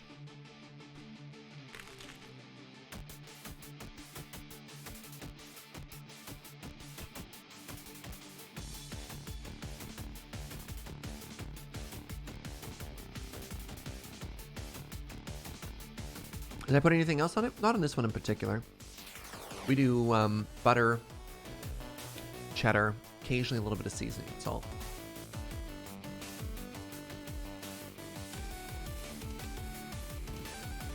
Kind of burnt myself out on Final Fantasy XIV. There is a loading ready run adjacent guild called Snorsh. I don't know what server transfers are like, but if you're looking for a group of people, they are highly motivated.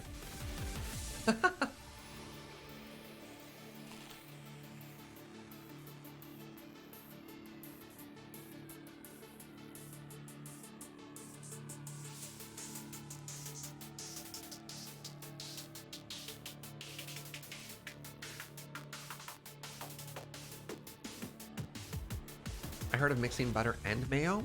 I'm not on team mayo, but I know other people love it. I think it gives it like a good crust or something like that. But Monday's lunch was grilled cheese lunch. We talked about frying and sauteing and stuff. We should get a different topic today.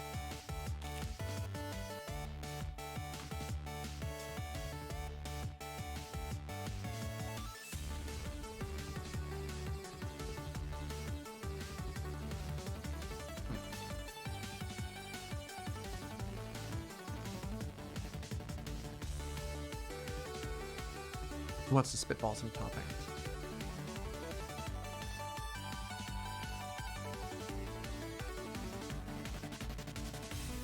I typically don't like to talk about Magic though, unfortunately.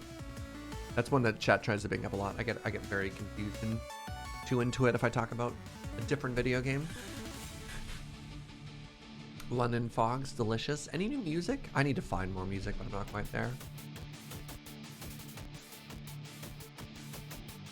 Survived my first vault in the community Vault Hunter server. Know what I'm doing makes such a difference, right, Brooke? Congratulations.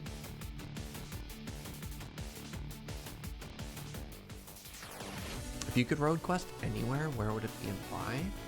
Like road trip, or I specifically have to make content out of it?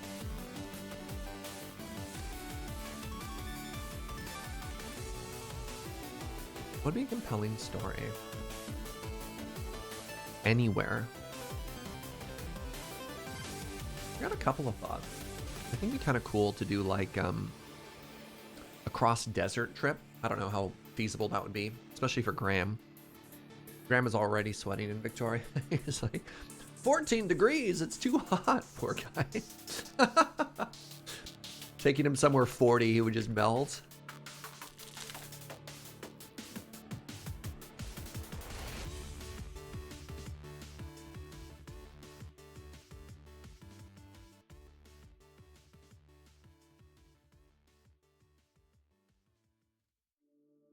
Recently discovered Mark Rebier, the DJ, so-called Spin Daddy.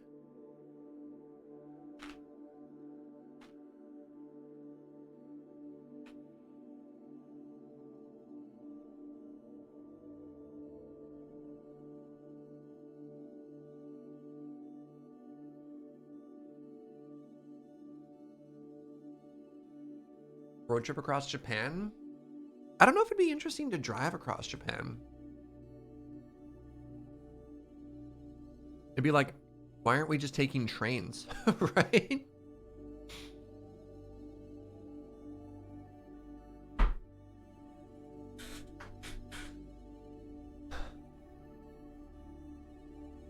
Ski trip across Japan? I think you can only ski in the northern areas. I would love to go skiing in Japan, but that's not a road trip sort of thing.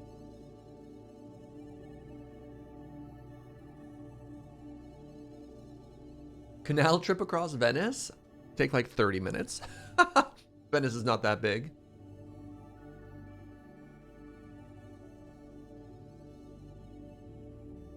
Apparently Japan is some of like the best powder skiing in the world. And I would love to go. Japanese highway system is pleasantly boring but beautiful. I wonder, and maybe somebody in chat knows the answer to this, I wonder if, with how good their public transit is, if the majority of highway traffic is primarily like trucks. Or if there's still a lot of areas that are not accessible by train. And so there's actually like more car traffic than you'd imagine.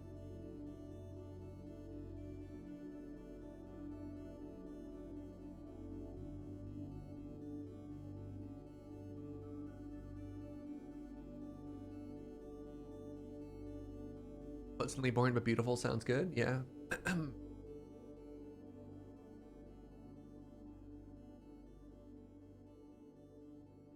Yeah, like not inner city traffic, but between city traffic, right? Come to Switzerland, we've got some good ski places. One of my issues, I've skied in the Alps. One of my issues with skiing in the Alps is how busy it is. My God.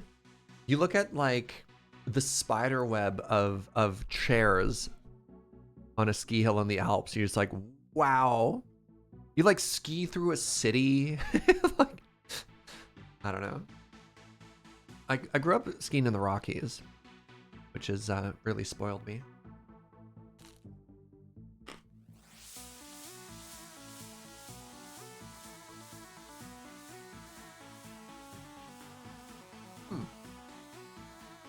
Back to road trips. I wonder if it'd be a cool trip to do Australia east to west. Like right through the middle of it. That'd be kind of cool.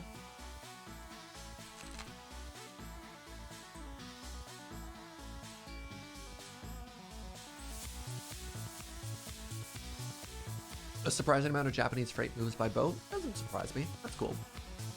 Probably cheaper. Middle of Australia is brutal. Long dry drive. Yeah, but it might be kind of cool. Like stop and camp or something like that.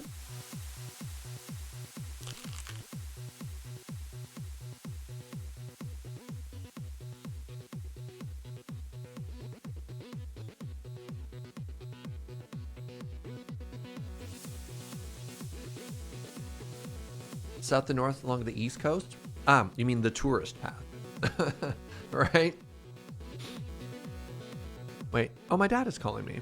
Pardon me for 1 second.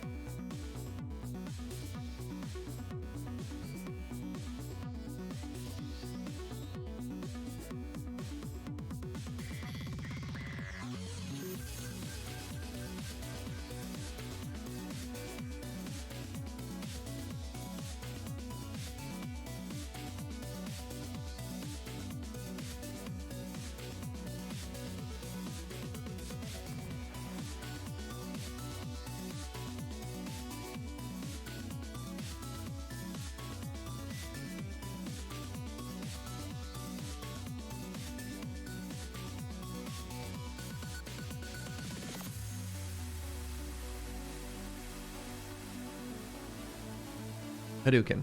Hi.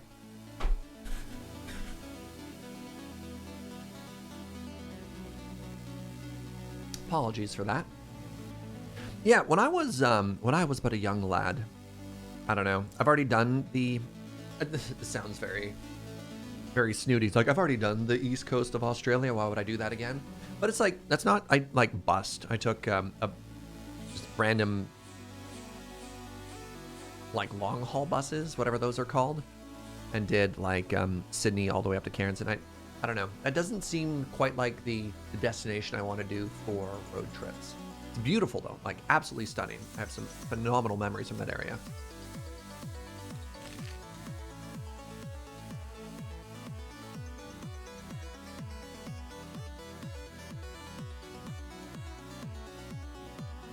But no, I want to do the path less traveled. We're talking dream trips. Let's go places that are hard to get to. Let's check out places that we've never seen or be very hard to go to again, right?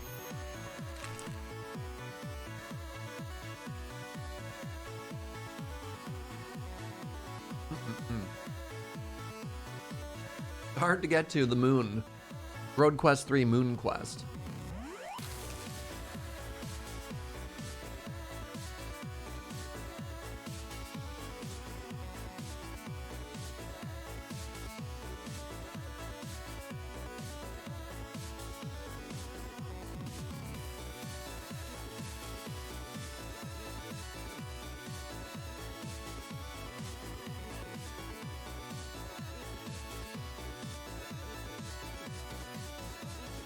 Oh, cool. Road Quest was funny to see how similar Canada looks to Sweden, just with larger areas. No kidding. That's cool.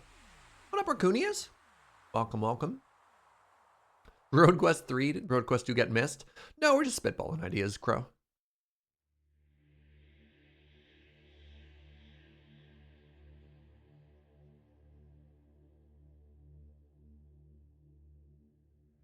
You want to go to Newfoundland? The other island? I've never really been to the Maritimes. It could be fun. All right, give me a second, friends. I'm going to wash my hands, and let's make some more Minecraft stuff.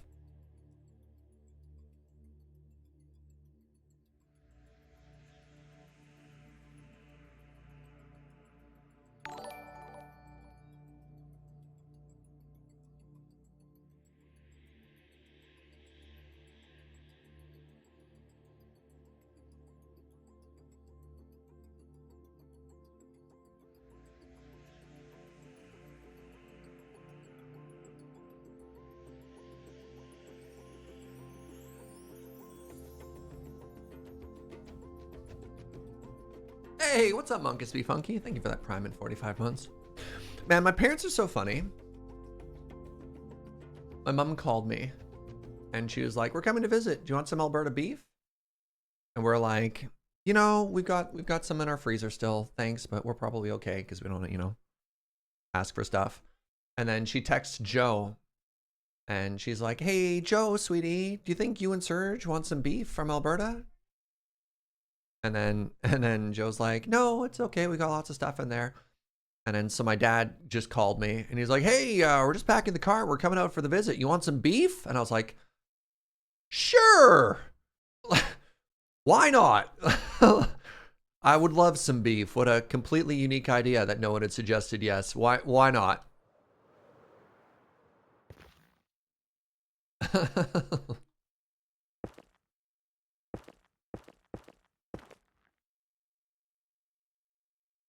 Someone bought too much beef. So the way my parents do it, this is a very Alberta thing, is they buy like an entire cow. They live in cattle country, right? And so they get it at this like ridiculous economy of scale where they're like I don't know. Some folks will understand how that works, and other folks will be like, "What? An entire cow?" And I'm like, "Yeah, I don't know what to tell you." There's the flour bag.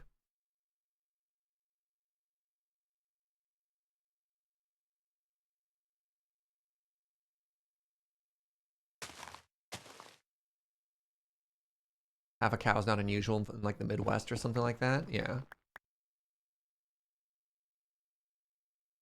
I think I want to do this because I think that'll. Oh, that's so cute. Let's do that over here as well. You there? Be gone. Yes. Yes. I don't think I need one at the bottom level there.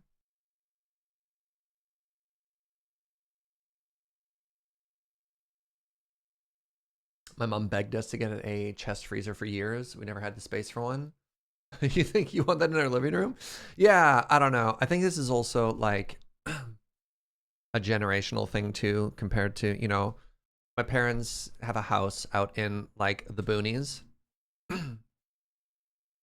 You know, they live out in like rural Alberta. And they're like, yeah, we got a deep freezer in the garage. Like, I live in a 600 square foot apartment. Like, how much beef do you think I can hold here? Right? Like, a little different, you know. Prairie lifestyle compared to city lifestyle, but it is what it is.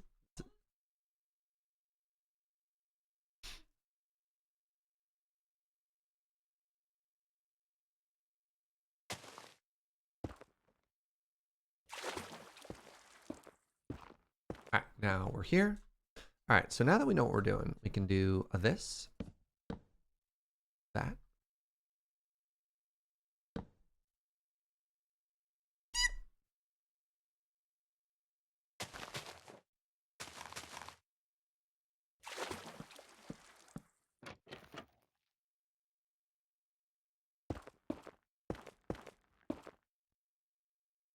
Oh, this is gonna look so cute, right?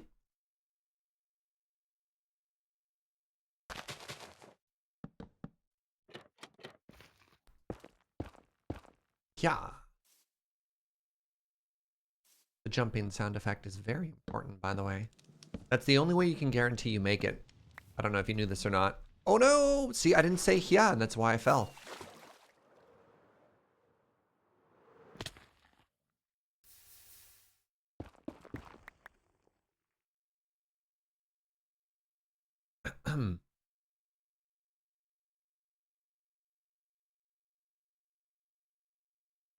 Nope. There we go. All right, let's grab a blue and yellow flower again. I think they're a very cute combination.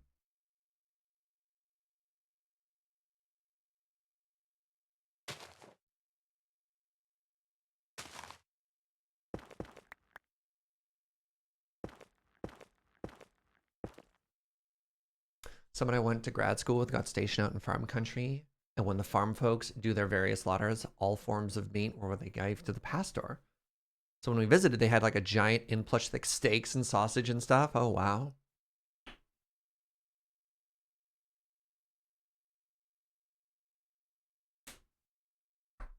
Just got back from Edmonton. It's interesting. Like, I grew up in Calgary, and part of me misses that.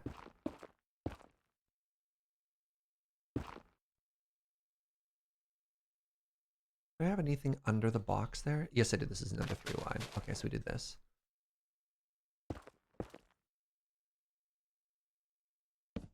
But at the end of the day, I live in a walkable... Oh, I made a mistake. I live in a walkable city right now. And I just don't know if that lifestyle would have ever been possible. It just, like, Alberta feels so much like sort of place that if you don't have a car, you just can't get around. Planning on linking this bridge to any roads. Oh my goodness, you missed the start of the stream. Literally, that's how the whole beginning of the day went. Let's put 2 red tulips on this one.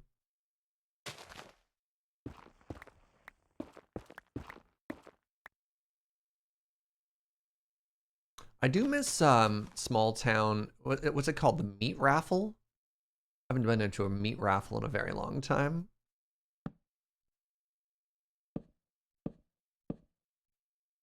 It's like an odd social activity. You're like, what do you do? Well, you know, we drink, we laugh. We bid on lots of meat. We did meat raffles here at my junior high in Victoria. They exist in medium towns too. I think you could actually do some of them in Victoria as well.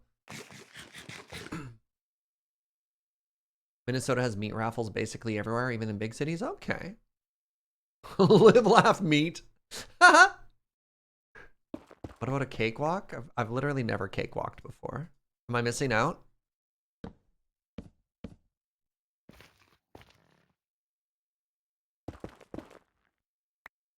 You like the word meat raffle? I mean, maybe somebody could do a better job of explaining this to me, but what it is there's a limited selection of meat that's like a really good deal.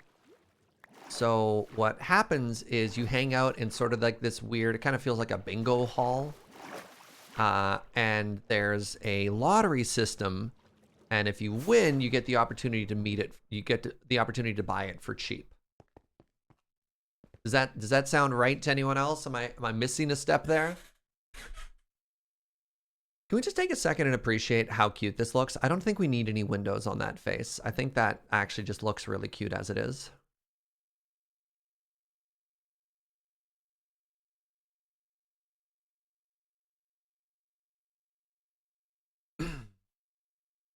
Halifax still runs them, so we want a ton of it. Cool. Maybe this does need a window. I don't know. Now you want meat? Yeah. The middle is structural? Yeah. For sure. So we designed it to be visible from this angle, as well as from this angle. But I'm curious if... No, I don't think we need to do that other side. I think this is fine. I think this is fine. Again, for the purposes of what we wanted to do for the story we're telling, I'm so pleased with that. Can we take a moment to appreciate what campfires have added aesthetically? Aren't they so cute? Right? And the details from that face. So what these flower beds have added, not only is a little bit of detail and contrasting color, so you know the spruce that matches the trim of the roof as well as the trim of the support, but it also adds a lot of depth, right? Because like, look at this face. And this is the exact same thing. The only thing it's missing is those flower beds, right? And then you view it from this direction. And it just makes it feel so much more alive.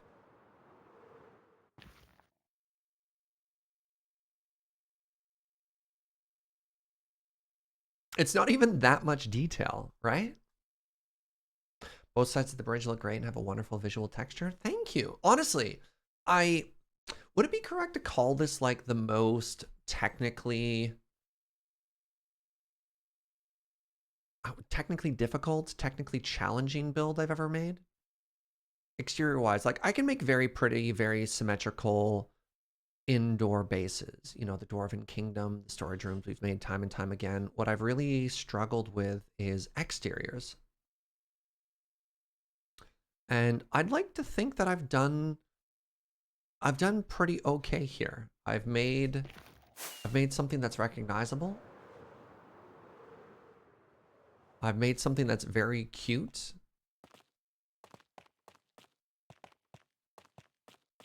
Like little stuff like this, right? Like the second story. I think this is one of my favorite details, where we have one building and business here, but then you have like a staircase that goes up on top, right? Like I think I've succeeded in making something that feels alive. The open window there, right?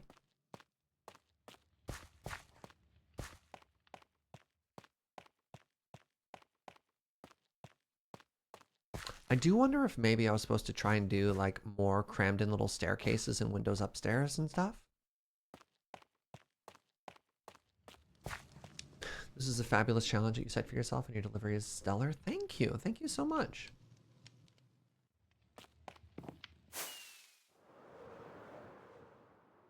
Eh.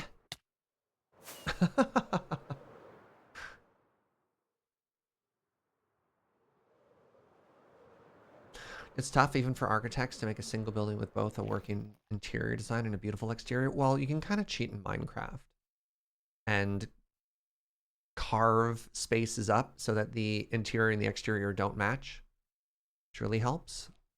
Dormer window up there. Sticky outy bits. I do think at the end of the day I like this little asymmetrical green sticky outy bit we had for the whimsy. I heard stellar and my ears perked up. What's the blue island in the sky? Oh, that's a modded thing. It's called it's a slime island. Oh, we didn't add any chimneys to that. Maybe that's okay. You love the open windows? Thank you. Like, where would chimneys go if we added them here? I think it would need like a bigger chimney, but that would help make the ceiling up top not so boring. It's an interesting thought. I don't know if I have a good answer for it. The building is symmetrical. A little bit, you know what you could do is you could add a little bit of asymmetry specifically in the chimneys, and that would add some character. Also, real talk, this absolutely should have been my starter base. Because look at how cute and usable this interior is, right? Like, imagine a storage room down here or a bedroom down here or something like this. And then you walk upstairs and then all this room for activity. Like, this is a good size for a starter base. Not the Casita. And the Casita turned out beautifully, but like, what a silly loss of scope that was.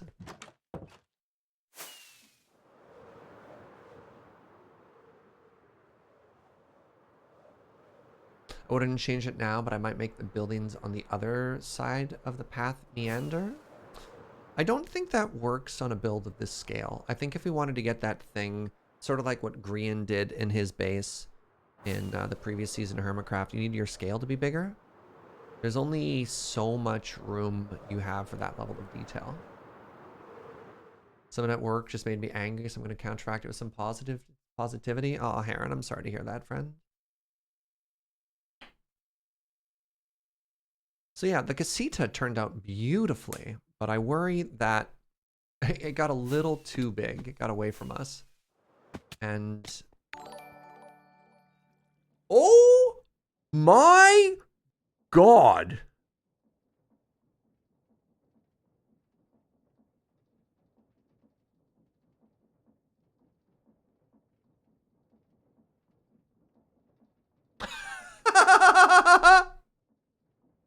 $100?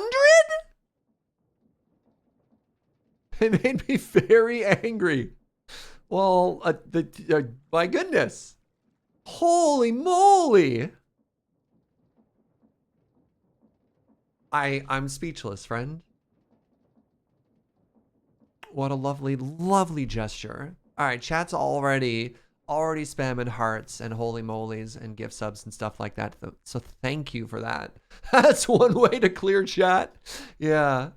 It's the most subs you've ever seen at once. It's pretty rare, Kitchen Knife. It sure doesn't happen a lot. My goodness, that's generous. Thank you.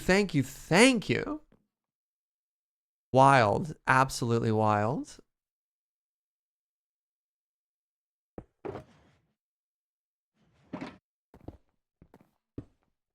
That's too many subs to read.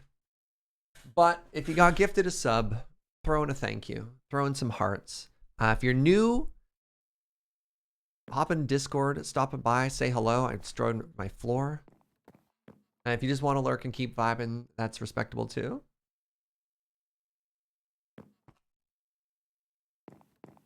My goodness.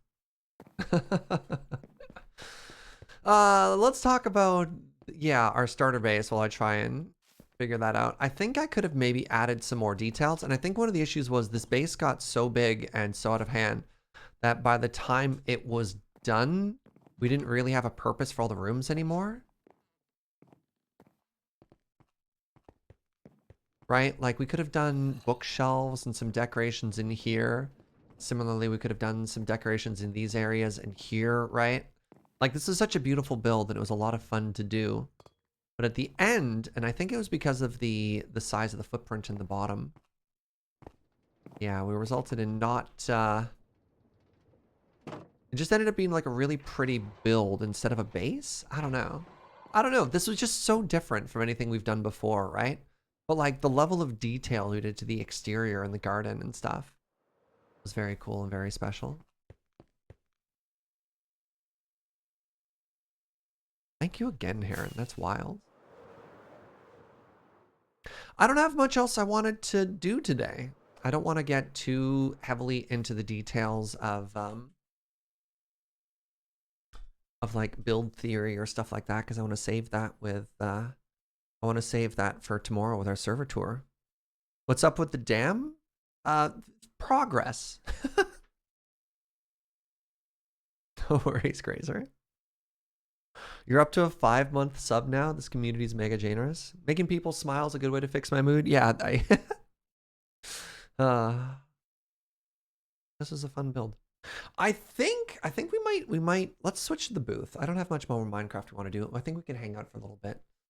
But I might call it early today because I've got so much on my schedule. I feel bad because I just got all this hype.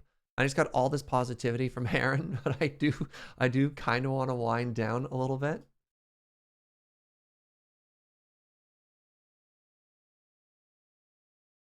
You go and you do you. Well, thank you for that. Just knock out a canal or two to kill some time. There's canal at home, Gunner. But that's fair. I hope everybody enjoyed SergeCraft 3. We're gonna do a server tour tomorrow. We're gonna check it out. But this is a good send off for our last day of like sort of building and hanging out. If you're watching on YouTube or if you're in the Discord, I would love, I don't know, just to share your thoughts, to share a positive or favorite moment or something like that. And we'll see. Well, Vault Hunters is automatically going to be different, but when 1.19 comes out, what we want to do differently. If we want to go back to doing more farms, if we want to go back to doing more practical stuff, if we've been enjoying the more building, I'm really curious. I really feel that, yeah, 1.18 and this in particular, you know what changed? Now that I've started playing on more active servers, because that's what's really happened in common with 1.18, and this is the access to a shopping district and not having to be as self-sufficient and really being able to focus on just doing a couple of little things instead of having to be completely self-sufficient. That's very curious. Really love the machines and the time figuring them out in creative. Thank you. So yeah, we'll do that. What I want to do is I want to send us over to Adam. Adam is doing a fundraising stream right now. Oh my God, he's playing Pokemon and donating to Planned Parenthood? Oh my God. What is this Wombo combo? Oh my God, he's already raised $7,000. Incredible. Absolutely incredible. All right, let's take all this positivity. Let's take all these good vibes. Let's send them over to Adam. And there's some negativity out in the world right now. And Adam, this is funny, called me kind of in a panic this morning asking for help for the overlay. Let's go send some love and positivity over that way. Thank you for hanging out. Tomorrow is our send off for SergeCraft. Come and hang out for the server tour. And I'll see you next time, friends. Cheers.